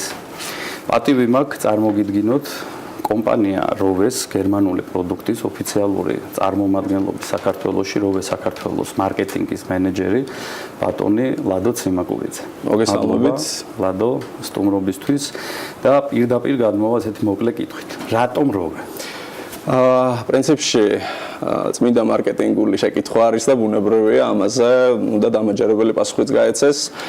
პირველ რიგში გეტყვით იმას, როვესთან დაკავშირებით, რომ ეს გახლავთ ერთადერთი ბრენდი საქართველოში, რომელიც იწარმოება მხოლოდ და მხოლოდ გერმანიის ტერიტორიაზე. ამასთან ერთად აუცილებლად უნდა ხაზი გაუსვათ იმ ყველა გარემოებას, რომელიც რეალურად ახლავს როგორც კონკურენტული უპირატესობა როვეს ბრენდს. ეს არის უშუალოდ გერმანული მხარის მხრიდან ძალიან მკაცრი კონტროლი ხარისხის. ამასთან დაკავშირებით სხვათა შორის ინსტრუქტაჟი ჩამოდის ყველა კონტეინერს მოყვება ჯერ ყველაზე მნიშვნელოვანი რაც არის სერტიფიკატები და შესაბამისად აკონტროლებენ აბსოლუტურად მთლიანად ჩვენს აღებულ ქსელს. სადაც სტანდარტიზაცია ოფიციალურად გაწერილი. ერთი ძალიან მნიშვნელოვანი ფაქტორი და გარემოება რაც არის ის რომ საქართველოში ხშირად არ აქცევენ ყურადღებას იმას რომ ზეც აქვს ვადა და ეს ნამდვილად სიახლეა ჩემთვის. კი, ნამდვილად ესეა. მქონდა ნამდვილად არ ვიცი. კი ბატონო, ყველა იმ დაშვებების, ყველა იმ პარამეტრების, რომელიც არ უნდა გაქრეს დროთა განმავლობაში და არ უნდა დაილექოს ისე რომ რეალურად ზრავმა ვეღარ მიიღოს რეალურად თავისი სისხლის აკვები. ამისათვის არის ვადა კონკრეტული განსაზღვრული, რომელიც აუცილებლად უნდა დაიცვას ნებისმიერმა ბოქსმა. ყველა საშუალო ვარგისიანობა თითოეული ზეთის არის 6-9 თვე და შესაბამისად აი ეს კი, გეთანხმებით. კონკრეტულად თქვენ პროდუქტს ეხება თუ ზოგადად ზეთის ეს არის ბაზარზეა საუბარი. ეს არის ზოგადად ზეთის ბაზარზე და შესაბამისად მე მომხმარებლებს ვურჩევ რომ ნებისმიერი ზეთის გაამახვილონ უნდა ყურადღება, მაყურებლებმა რომ თუმცა ზეთს ქონია ვადა რაც ჩემთვის ეს ნამდვილად სიახლეა და ამის შემდეგ აუცილებლად გავამახვილებ. კი ბატონო და პრინციპში ჩვენი ერთ-ერთი უმთავრესი მოთხოვნაც ჩვენი ქსელებისათვის და უშუალოდ იმ ბოქსებისათვის რომელიც როვესზე წყიდიან, სწორედ გერმანიდან მოწოდებული სტანდარტებისა და ინსტრუქტაჟის შესაბამისად არის ის რომ გაამახვილონ ყურადღება ვადაზე, გაამახვილონ ბირკაზე, რომელიც სხვათა შორის ჩვენს ზეთს შეფუთვაზე უკან აქვს ინსტრუქტაჟი და შეუძლიათ თავისუფლად ნახონ, აბსოლუტურად ამოიკითხონ ყველა ის პარამეტრი, ყველა ის დაშვება, რომელიც როვეზეც გააჩნია. ეს არის ერთ-ერთი უმნიშვნელოვანესი და ამასთან ერთად ხაზს უსვამს ჩვენს უმაღლეს ხარისხს. ესეთი სტანდარტების კონტროლი არის სწორედ ის მექანიზმი, რომლითაც ჩვენ მომხმარებელი გვინდა დავაჯეროთ იმაში, რომ გარანტირებული ხარისხი აქვს როვეს. ამასთან ერთად გვაქვს ერთი ძალიან მნიშვნელოვანი მარკეტინგული წამოწყება, რაც ქართულ ბაზარზე მე ვფიქრობ ალბათ ყველა უნდა აკეთებდეს, მაგრამ ჩვენ უპირველესი ვართ ამ ეტაპზე. ნებისმიერი ის მანქანა და 70,000-მდე მანქანა დადის უკვე თბილისში და საქართველოს სხვადასხვა რეგიონებში, რომელიც ამ წუთში როვეს მოიხმარს. ჩანიშნული გვაქვს მათი საკონტაქტო ინფორმაცია, უშუალოდ ჩვენ ვაწვდით ჩვენ საკონტაქტო ინფორმაციას იმისათვის, რომ მათგან გავიგოთ უშუალოდ როგორი კმაყოფილია. ანუ კვლევას მუდმივად ვატარებთ საიმისოთ, რომ მუდმივად დაცული იყოს ჩვენი მომხმარებელი. ეს მათ სანდოობას აძლევს ბუნებრივია და ჩვენც დაცულები ვართ იმისაგან, რომ რაღაცა არ გაგვეპაროს. საინტერესო თემაზე გადავედით. გარდა ზეთისა, სხვა რა პროდუქტს თავაზობთ მომხმარებელს საინტერესოა და პლუს რა სერვისებს თავაზობთ და თუ გაქვთ თქვენი სერვის ცენტრები აგრეთვე. აუცილებლად მოგახსენებთ, დღეს მდგომარეობით საქართველოში, საქართველოს მთელ ტერიტორიაზე უკვე 67-მდე ობიექტია, რომელშიც როვეს პროდუქტია წარმოდგენილი. თუმცა დაუბრუნდები მანამდე კითხვას, თვითონ როვე ოფიციალურად მსოფლიოს მასშტაბით 61 ქვეყანას ამარაგებს თავისი პროდუქციით. ეს გახლავთ 15 მიმართულების პროდუქტი, რომლის ქვეპროდუქტი ასევე არის 80-მდე. შესაბამისად, დღეს მდგომარეობით როვე ამარაგებს როგორც ავიაციას, ისე გემთმშენებლობას, მძიმე ტექნიკას, საფოხი მასალებით, კვების მრეწველობის ტექნიკასაც კი, სადაც ორგანული ფაქტიურად საფოხი მასალებია, რომელიც საკვებთან დასაშვები არის და ამ კუთხითაც ძალიან მნიშვნელოვანია. უპირველეს ყოვლისა, ქართველ მომხმარებელს თავაზობთ რა სერვისებს. გეტყვით აუცილებლად მათთვის მიმზიდველი იყოს თქვენთვის მოსვლა, თქვა არა მარტო იმიტომ, რომ ზეთის კუთხით მოემსახუროთ, არამედ თქვა იგივე სხვა სერვისებით რა საშუალებებს თავაზობთ. კი ბატონო, გადავალ მაგ საკითხზე. საქართველოში როვე წარმოდგენილია აბსოლუტურად ყველა იმ პროდუქტით, რომელიც ოფიციალურად გერმანიის როვეს ქარხანა, რომელიც ბუბენჰაიმში და ვორმში მდებარეობს. შესაბამისად, დღეს მდგომარეობით სადღაც 67-მდე ობიექტია, როგორც უკვე მოგახსენეთ, ეს გახლავთ საავტომობილო ზეთები, სამუხრუჭა სითხეები, ანტიფრიზები. ეს არის ჩვენი გაყიდვის წერტილების გულისხმობ. დიახ, ეს არის ჩვენი პარტნიორი გაყიდვის წერტილები, სადაც როვეა წარმოდგენილი. შესაბამისად, უპირველეს ყოვლისა, რაც ჩვენ მომხმარებელს უნდა უთხრათ, როვეს მოხმარების შემთხვევაში ისინი დაცულები არიან, რომ მათი ძრავი იქნება კარგად მოვლილი, კარგად შენახული. მეორეს მხრივ გვაქვს საკმაოდ დახვეწილი სერვისი იმ თვალსაზრისით, რომ თვითონ როვე პრემიუმ ხარისხის ბრენდია, მსოფლიოს მასშტაბით და მათ შორის საქართველოშიც ნერგავს სწორედ აი ამ სტანდარტებს, რომ მომხმარებელი იყოს მაქსიმალურად კმაყოფილი. პრინციპში რაც შეეხება ჩვენ სამომავლო გეგმებს, ეს არის რომ ბუნებრივია ჩვენ თვითონაც გავაკეთოთ საქართველოში ჩვენი ოფიციალური სერვის ცენტრი და ამასთან ერთად გეტყვით იმასაც რომ სამომავლო გეგმებში ასევე არის რომ საქართველოს გარდა ჩვენ ამიერკავკასიის ქვეყნებში გავიტანოთ როვე უკვე საქართველოსდან ეს გახლავთ სომხეთი, აზერბაიჯანი, ახლო აღმოსავლეთი. პრინციპში შეიძლება ითქვას რომ ძალიან მასშტაბური გეგმები გვაქვს და ყოველდღიურად ვცდილობთ რომ რეალურად ჩვენი მომხმარებელი პირველ ეტაპზე დავაჯეროთ იმაში რომ დავამახვილებ ყურადღებას რომ სერვის საკმაოდ დიდი მნიშვნელობა აქვს. ერთი არის რომ პროდუქცია არის ხარისხიანი, თუმცა მომსახურება რომ ადგილზე მოგემსახურონ, იმდენად უკვე განვითარებული არის ეს ჩვენ ბაზარზე რომ თუ ეს სერვისის კუთხით არ შესთავაზეთ, ალბათ უფრო რთული იქნება და კონკრეტული ლოკაციები თუ გაქვთ, სადაც შეიძლება თქვენი პროდუქტის მომსახურებით ისარგებლოს და სადაც სრულყოფილად მოემსახურებიან. რა თქმა უნდა არის ესეთი მასალებით და ზეთით, ანუ სრული პაკეტით მოემსახურებიან თუ არის რომ რა თქმა უნდა არის თბილისში გვაქვს აქედან 40-მდე ობიექტი და დანარჩენ საქართველოში კიდევ როგორც გითხარით 27 ობიექტი. შემიძლია თამამად დავასახელო ქავთარაძე, თამამად დავასახელო ავტოსერვისი F1, რომელიც ერთ-ერთი საკმაოდ ისეთი სოლიდური და კარგი სერვისია და ბევრი ძალიან, რომელიც ლოკაციურად თბილისის მასშტაბით ისია გაშლილი, რომ ნებისმიერი უბნის მაცხოვრებელს შეუძლია თავის უბანში მიიღოს იგივე დიღომში გახლავთ და ასე შემდეგ. ძალიან ბევრი. 40 ობიექტი ცოტა არ არის დამეთანხმებით და ამასთან ერთად კიდევ ერთხელ გავუსვამ ხაზს იმას, რომ ნებისმიერი ჩვენი მომხმარებელი, რომელიც მივა, აბსოლუტურად ძალიან კვალიფიციურ შემოწმებას გაატარებენ. აქამდე ზეთი როგორი მდგომარეობაში იყო, ძრავი რამდენად შენახული იყო, რამდენი კილომეტრი გაიარა. სხვათა შორის როვე გახლავთ სწორედ ის ბრენდი, რომელიც გარანტიას სადღაც 10-15,000 კილომეტრის ფარგლებში იძლევა, მხოლოდ იმ შემთხვევაში თუ ბენზინის ხარისხი არის აბსოლუტურად ადეკვატური იმ მანქანისა, იმ ავტომობილის, რომელიც დადის ხო, რომელიც მოძრაობს. ჩვენ სხვათა შორის სინჯებიც კი ავიღეთ, სხვა თავის დროზე გავუგზავნეთ გერმანულ მხარეს საქართველოში არსებული ბენზინთან დაკავშირებით, საწვავთან დაკავშირებით და საკმაოდ დამაჯერებელი ხარისხია ჩვენა, თუმცა არიან ლიდერები და არიან საშუალო ხარისხის მომხმარებლები. საკმაოდ ფართო მასშტაბებზე საუბრობთ და საინტერესოა რამდენი ხანია რაც საქართველოში შემოვიდა. როვე საქართველოს რაც დაფუძნდა და აგრეთვე ძალიან საინტერესოა, რადგანაც დროში ვართ შეზღუდულები, აქვე იმ სამომავლო გეგმებზე ისაუბროთ, თქვათ, რას გეგმავთ? აუცილებლად მოგახსენებთ. უპირველეს ყოვლისა გეტყვით, რომ ოფიციალური წარმომადგენლობა, რომელიც უშუალოდ გერმანულ ქარხანასთან არის პირდაპირ კავშირში და როგორც უკვე აქამდე მოგახსენეთ, გერმანიიდან იღებს პირდაპირ გერმანიაში წარმოებულ პროდუქციას, 6 თვე არის, რაც საქართველოშია, შესაბამისად ჩვენი ეს პირველი საკმაოდ დიდი შედეგები 6 თვისთვის ვითხოვდი, ამდენი ლოკაცია, ამდენი წერტილი, საკმაოდ დიდი შედეგია. დიდი მადლობა ნამდვილად აი აქტიურ აგრესიულ მარკეტინგულ კამპანიას და გაყიდვების მომავალში რა იქნება, როდესაც 6 თვეში ამდენს მიაღწიეთ სამომავლო გეგმები რა გაქვთ? აუცილებლად გეკნებათ. კი, ნამდვილად ეგრეა, როგორც უკვე წეღან აღვნიშნე, ცოტა მოვლენებს დავასწარი, საქართველოს უპირველეს ყოვლისა, რომელიც უნდა მთლიანად მოვიცვათ, ქართული ბაზარი, უპირველეს ყოვლისა ქართველმა მომხმარებელმა უნდა გაღიაროს და აღნიშნოს შენი ხარისხი და ამას მაქსიმალურად ვცდილობთ. ასევე გითხარით ის, რომ ჩვენ თითოეული ჩვენი ავტომობილი, რომელიც უკვე როვეს მოიხმართ, ჩანიშნული გვაქვს, ვიცით, ვეხმიანებით, მუდმივად ვკითხულობთ მათ აზრს. რაც შეეხება მომავალ გეგმებს, ერთი უნიშნელოვანეს გარემოებაზე უნდა გავაკეთო აქ ფაქტიურად აქცენტი. დისტრიბუტორთა ბიზნეს ასოციაციის წევრები გავხდით სულ ახლახანს როვე საქართველოს, შესაბამისად ძალიან დიდი გუნდი არის უკვე ჩვენი პარტნიორი და პირდაპირ შემიძლია გითხრათ, რომ ჩვენი მხრიდანაც შეთავაზება იქნება მაქსიმალური ხარისხის კონტროლის, მაქსიმალური კორპორატიული ფასის მიწოდებით, სერვისის დაცვით, სტანდარტიზაციით. შესაბამისად, აქვე მინდა თამამი განაცხადი გავაკეთო მათთვის, ჩვენი მეგობრებისთვის, დისტრიბუტორთა ბიზნეს ასოციაციისთვის, რომ ისინი მიიღებენ უმაღლეს ხარისხს. ისინი მიიღებენ თავის დაცულ ავტოპარკს და დაცული ავტოპარკის დაცულ ძრავებს შეიძლება ითქვას და ამაში ბადო ძალიან დიდი მადლობა სტუმრობისთვის და აქვე ჩვენი ასოციაციის წევრებს და იმ ადამიანებს, ვინც დაინტერესებულია, ვეთქვით, რომ საკმაოდ დიდი პრეზენტაცია გაიმართება 11 ოქტომბერს თათმინდის პარკში, სადაც წარმოდგენილი იქნება კომპანია როვე და უფრო დეტალურად გაგვაცნობენ თუ რატომ როვე და არა სხვა. ძალიან დიდი მადლობა. უღრმესი მადლობა, ევა. მადლობა სტუმრობისათვის, მადლობა ივა ჭყონიას მასპინძლობისათვის.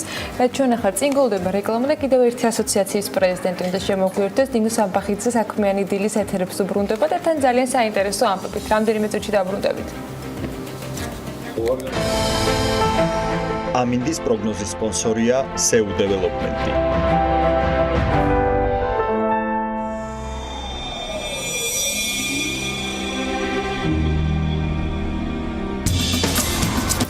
რეკლამის შემდეგ დავბრუნდით პირდაპირ ეთერში საქმიანი დილაში ახლა ნინო ზამბახიძის და სხვათა შორის მისი საავტორო რუბრიკის დროა, თუმცა დღეს ცოტა განსხვავებული ფორმატით შედგება ეს რუბრიკა.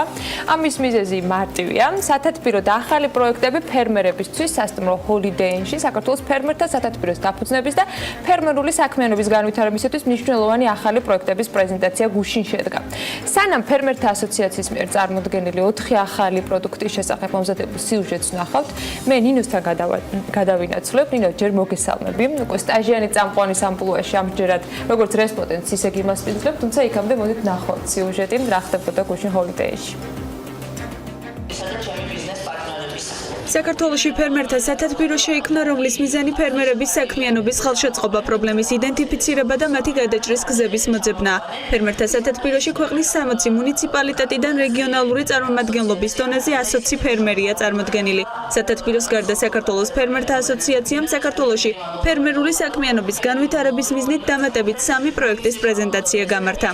პირველი გახლავთ ფერმერთა სათათბირო, რაც თავის მხრივ გულისხმობს იმას, რომ 60 მუნიციპალიტეტიდან იქნება წარმოდგენილი 120 მოთათბირე, რაც ხელშეუწყობს ყველა იმ პრობლემის იდენტიფიცირებას, რაც მუნიციპალურ დონეზე არის და შემდეგ უკვე ფერმერთა ასოციაცია მოახდენს კომუნიკაციას ხელისუფლებასთან. მეორე პროექტი ეს გახლავთ მობილური აპლიკაცია აგრონავტი, რაც არის ერთ სივრცეში მოქცეული ყველა ინფორმაციას, ასევე გვაქვს წიგნის პრეზენტაცია გზა ფერმერობამდე, რომელიც პირველი ქართული წიგნი არის, ერთად შეკრული 60-ზე მეტ კულტურას ანვითარებს და კერძო ინიციატივა, ეს გახლავთ ფერმერთა სადისტრიბუციო კომპანია, სადაც ჩვენი წევრი ფერმერები ახდენენ თავიანთი წარმოებული პროდუქციის რეალიზებას.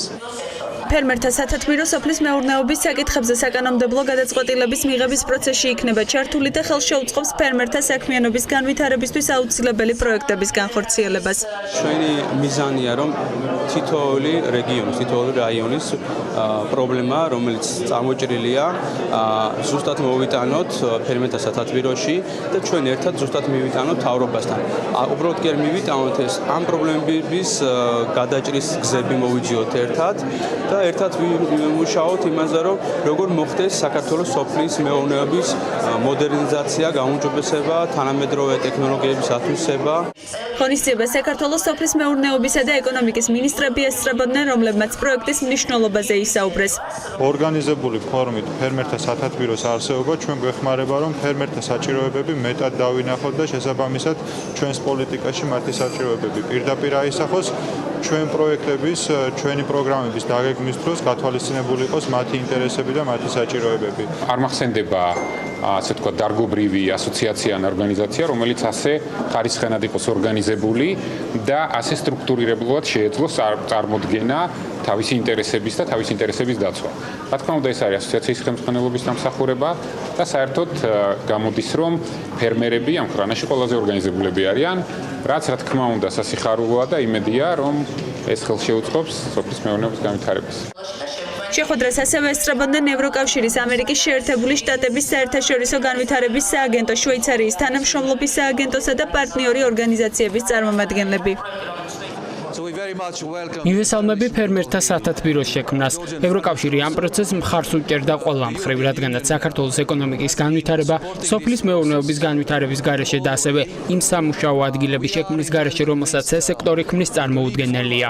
სწორედ ამიტომ ევროკავშირი ამ დარგში მნიშვნელოვან რესურსს დებს. ის არის მთავარი დონორი და ჩვენ ვაგრძელებთ ამ თანამშრომლობას. აღსანიშნავია, რომ სათათბიროს ფორმირება ევროკავშირის მხარდაჭერით ორგანიზაციის ქია საერთაშორისო კავკასიაში მიერ განხორციელებული ენპარდის პროექტის ფარგლებში და ასევე ორგანიზაცია ოქსფამის მხარდაჭერით განხორციელდა.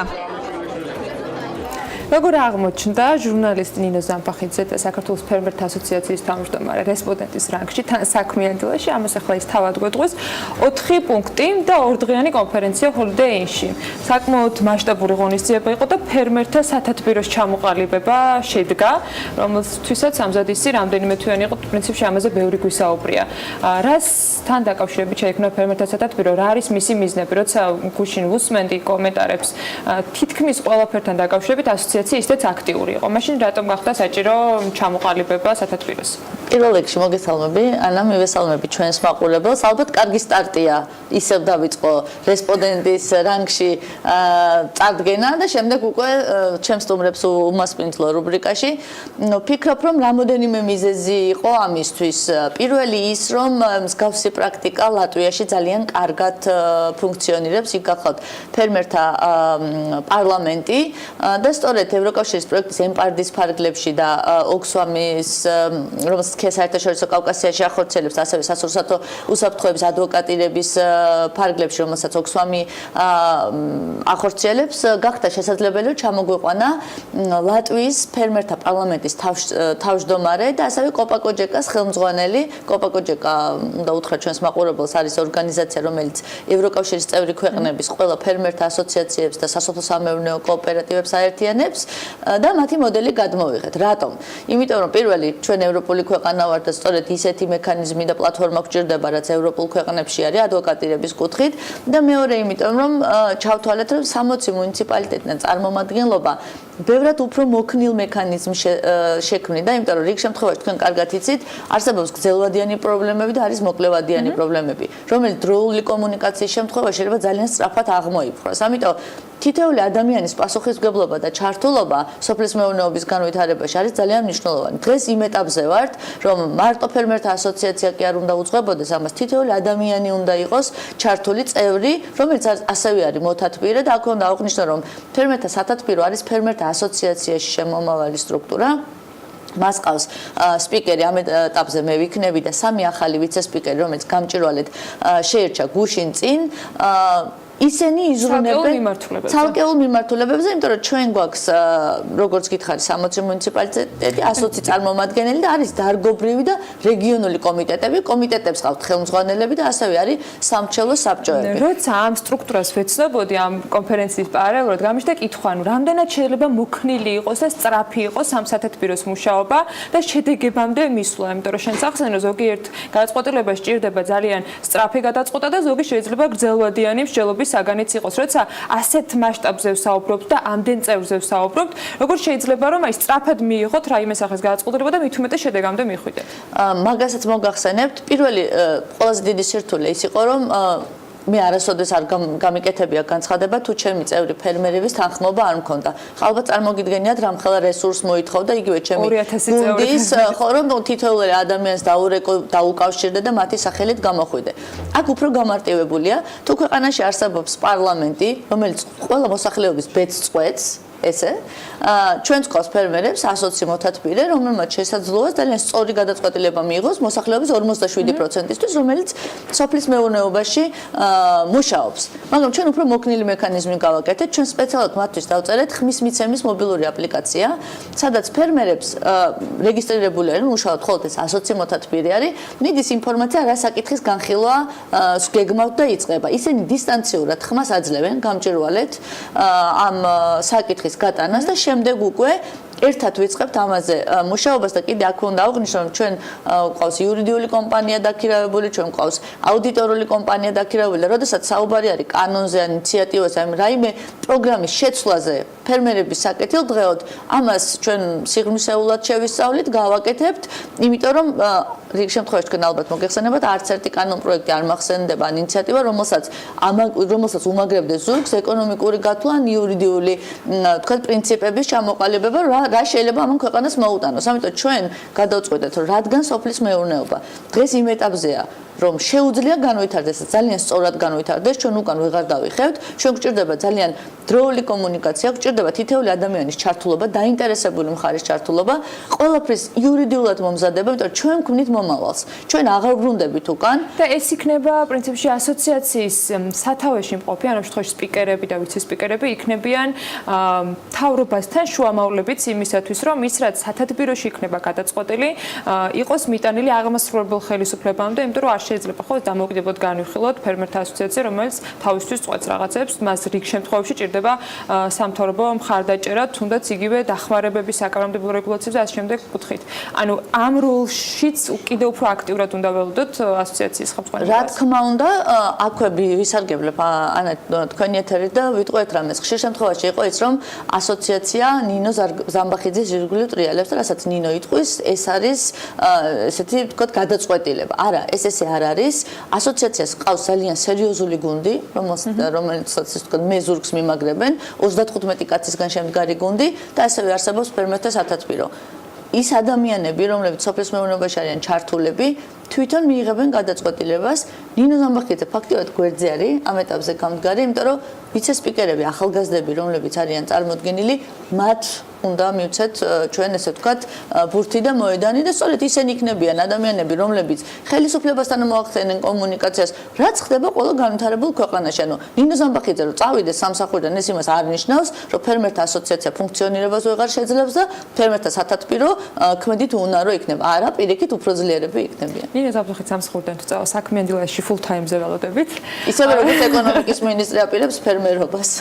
ხო, ისი მართლა მაინტერესებდა თუ იყო დამატებითი განმარტებები რა მიმართულებით აპირებს გიორგი გახარია, რომ ფერმერულ მეურნეობას მიყოს ხელი მომავალში. სიმართლე გითხრათ, ამაზე ახალგაზრდებმაც კითხეს, ხო არა აქვს მიწის ნაკვეთები სადმეო, თუმცა ის კონკურენტობას აპირებს. ხო, ამის კითხვის საშუალება ესე ვთქვათ, არ მქონდათ, რომ კითხვა დამესვა, თუმცა დარწმუნებული ვარ, რომ ალბათ უფრო აი ეს პრინციპში არ ვიცი, საით წავა, არ ვიცი, იმიტომ რომ იმედი მაქვს, რომ ამას კითხავთ თუ ახლოს მომავალში. ჩვენ მაინც გაივლის კონსულტაციას.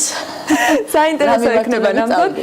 მინდა ვიკითხო ახალგაზრდა ფერმერებზე, რომელიც ჩვენ ახსენენ, რომელიც კიდევ უფრო აქტიურად არიან ჩართულები ფერმერთა ასოციაციაში და ამაზე შენს რუბრიკაშიც ბევრჯერ გისაუბრია. მათი როლი როგორი არის და რამდენად არიან ისინი სრულფასოვანი წევრები სათათბიროსი და იმ ყველა საკითხის განხილვისას, რომელსაც მომავალში გეკმოთ. ან რა როლი აქვთ მათ? ისინი არიან მოთათბირეები და ისინი არიან ადამიანები, ყველა ახალგაზრდა პრინციპში, რომელიც ჩვენი ასოციაციის წევრი იყო, ახალგაზრდა ფრთის, ყველა მოთათბირე არის. ესევე გვაქვს გენდერული ბალანსი დაცული. რა თქმა უნდა, მათი ჩართულობის გარეშე წარმოუდგენელი, აი თქვენ წარმოგიდგენიათ, რომ გადაწყვეტილება მივიღოთ თბილისში, ოთახში, რომელიმე მუნიციპალიტეტზე. ნუ წარმოუდგენელია, ეს ადამიანები იქ არიან, იქიდან მოაქვთ პრობლემები და მე ვთვლი რომ თუ ისინი არ აიღებენ თავის მუნიციპალიტეტზე პასუხისმგებლობას და ეს ყველაფერი სოფლის დონეზე არ ჩავა, სოფლის მეურნეობას ძალიან გაუჭირდება განვითარება. ამიტომ მათ აქვთ მზაობა რომ ჩართულები იყვნენ ამ მიმართულებით, ძალიან კარგი და მოქნილი მექანიზმი, იმიტომ რომ ყველაზე კარგი რაც მომწონს მათში არის ის რომ რასაც ამბობენ, პირველი ეს ამბობენ იმას, რომ დღეს ჩვენ გვჭირდება განათლება.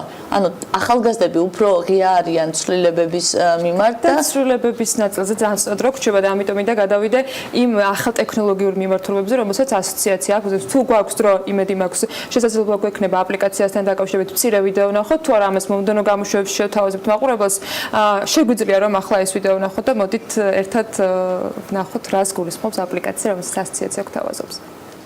სპეციალურად ფერმერებისთვის ჩვენ შევქმნით აპლიკაცია აგრონავტი, სადაც შეგიძლიათ რაოდენობისა და ფასის მითითებით განათავსოთ თქვენ მიერ წარმოებული პროდუქტი შემდგომი რეალიზაციის მიზნით.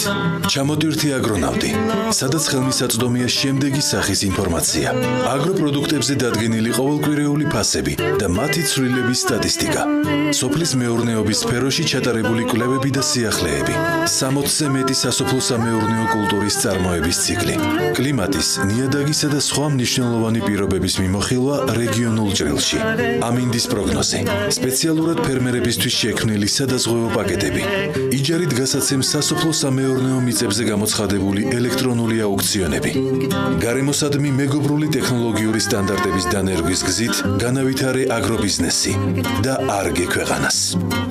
პირდაპირ პრაქტიკულ კითხვას დაგისვა. მე რომ ფერმერობა გადავწყვიტო, როგორ უნდა ვისარგებლო ამ აპლიკაციით, რა წინაპირობებია საჭირო, რა საწევროა, რა გადასახადია საჭირო, ან რა ვალდებულებებია შესაძლებელი. პირველი ყველა საწევრო არ არის. ყოველ შემთხვევაში ამ ეტაპზე ოღონდ ვინმე სოფლის მეურნეობაში დაიწყოს აქტიური მუშაობა. ძალიან მარტივია, ჩვენი წევრი უნდა გახდეთ, როგორც გითხარი, არანაირი საწევრო არ არის, თუმცა რა თქმა უნდა, რაღაცა ეტაპზე გეგმავთ, რომ საწევროზე დაფუძნებული ასოციაციაც გავხდეთ. შეგიძლიათ მარტივად ჩამოტვირთოთ აპლიკაცია და აქვე უნდა ვისარგებლო ეთერით, რომ USAID პროექტს ძას გადაუხადოთ, დიდი მადლობა და აპლიკაციის შემქმნელებს BusinessX, რომელიც აი მართლა 24 საათი ჩვენთან ერთად ჩამოდა. არის ასოციაციის წევრობა საჭირო იმისათვის რომ ამ აპლიკაციას და გეტყვით რატომ? აქ არის თავმოყრილი ინფორმაცია აბსოლუტურად ყველაფერზე, თუ კი რაიმე შეიძლება სოფლის მეურნეობასთან მიმართებაში გაინტერესებდეთ. როგორ მუშაობს? ანუ გეტყვით, შეგიძლიათ დარეგისტრირდეთ როგორც ფერმერი და მოგცეთ ინფორმაცია, რა საწარმოებთ, რა ფასით და რა რაოდენობა, ჩვენ ამის რეალიზებაში დაგეხმარებით შემდეგ, მაგრამ აქ არის ასევე ინფორმაცია ყოველკვირეული ფასი რეგიონებიდან 100 პროდუქტზე 9 რეგიონის ფასი არის აგროკვლევები, თუ კი ვინმეს რაიმე კვლევა გაუკეთებია, ყველა ერთ სივრცეში არის ონლაინ აუქციონები, რომლებიც ქონების მართვის აგენტოდან გადმოვიტანეთ. ესევე არის წიგნი, ძალიან წუხარ ეს წიგნი დღეს არ გადმოგეცი საჩუქრად, რადგან ფერმერობას აპირებთ, თუმცა აპლიკაციას რო ჩამოტვირთო, წიგნით ჩაშენებულია, შიგნიდან ნებისმიერ კულტურაზე ინფორმაცია არის, რეგიონებზე არის ინფორმაცია დაწყებული, კლიმატურ პირობებზე და ნიადაგის რუქაზე და აქაც ძალიან ამაყი ვარ, იმიტომ რომ ჩვენს წიგნში არის აპლიკაციაში არის ინფორმაცია აფხაზეთის შესახებ და დარწმუნებული ვარ ძალიან მალე იქაური მცხოვრები ახალგაზრდები სწორედ აი ამ გაიგონებს ეს ინფორმაცია გამოსაყენებელი ძალიან ცუდად რო გვაქვს და მინდა რომ ფერმერებისთვის, სადაზღვევო კომპანიებისთვის, ბანკებისთვის ფერმერები რომ განათავსებენ ინფორმაციას, ვინ შეიძლება ამით დაინტერესდეს და ვინ რანაირად შეიძლება ფერმერმა სარგებელი ბევრი ეთერი მაქვს იმისთვის ამაზე ვისაუბროთ, თუმცა არსებობს სადისტრიბუციო კომპანია, საქართველოს ფერმერთა სადისტრიბუციო კომპანია, სადაც აჭარა ჯგუფი, რითაც აჭარა ჯგუფი მარაგდება, დღეს ჩვენი წევრი ფერმერები ეს კერძო ინიციატივაა ჩვენგან დამოუკიდებელი კომპანია არის, თუმცა ჩვენ მათ ვაწოდეთ ყველა ინფორმაციას, რომ მათ შეისყიდონ ფერმერებისგან ყველა პროდუქტი ხარისხიანი, რასაც ისინი აწარმოებენ, შემდგომი რეალიზაციის კუთხით. ამიტომ ყველა ინფორმაცია მოყოლილია ერთ სივრცეში, ნებისმიერი სასტუმროს მენეჯერ შეუძლია დაინტერესდეს, იმიტომ რომ ნახოს ქვედარგოლი როგორ მუშაობს და ფასების დინამიკა როგორ არის და კვლევები არის სოფლის მეურნეობის სამინისტრო გვაწოდეს ფასებს, აისეტი ამუშავებს ამ სტატისტიკას. ძალიან საინტერესო ინფორმაცია არის თავმოყრილი ერთ სივრცეში და თუ ადამიანი გადაწყვეტს რომ გახდეს ფერმერი, აქვს ყველა წინაპირობა იმისთვის რომ იყოს ფერმერი, ასე რომ გელოდები სოფლის მეურნეობაში. ამ მოწოდებით დავასრულებ ამჯერად საუბარს და ველოდები ბოლო ნაწილზე ცალკე რუბრიკას, იმიტომ რომ დარწმუნებული ვარ ბევრი საინტერესო დეტალი იქნება ამასთან დაკავშირებით და ბევრ საინტერესო წამოწყებას ვიხილავთ კიდე იმედი მაქვს ბიზნესისგან, რომლებიც ამ აპლიკაციით ისარგებლებენ. მადლობა ნინო ზამბახიძეს, საქართველოს ფერმერთა ასოციაციის თავმჯდომარის უმასპინძლეთ საქმიანი დილის მიწრულს. დღევანდელი ეთერი ამით დასრულებულია. სულ რამდენიმე წუთში გვანცალაღიძის ქალების ნარატივი დაიწყება, ასევე ძალიან საინტერესო სტუმრებთან ერთად და ბიზნეს მედია საქართველოს გადაცემები 15 საათზე საქმის კურსით ბექაბაცი კაცისთან ერთად გაგრძელდება, რომელიც 22 საათსა და 45 წუთზე დღევანდელ მთავარ ეკონომიკურ და ბიზნეს სიახლეებს ასევე საქმის კურსის ეთერში შეაჯამს. მე ხვალამდე გემშვიდობებით, ბედნიერ დღეს გისურვებთ.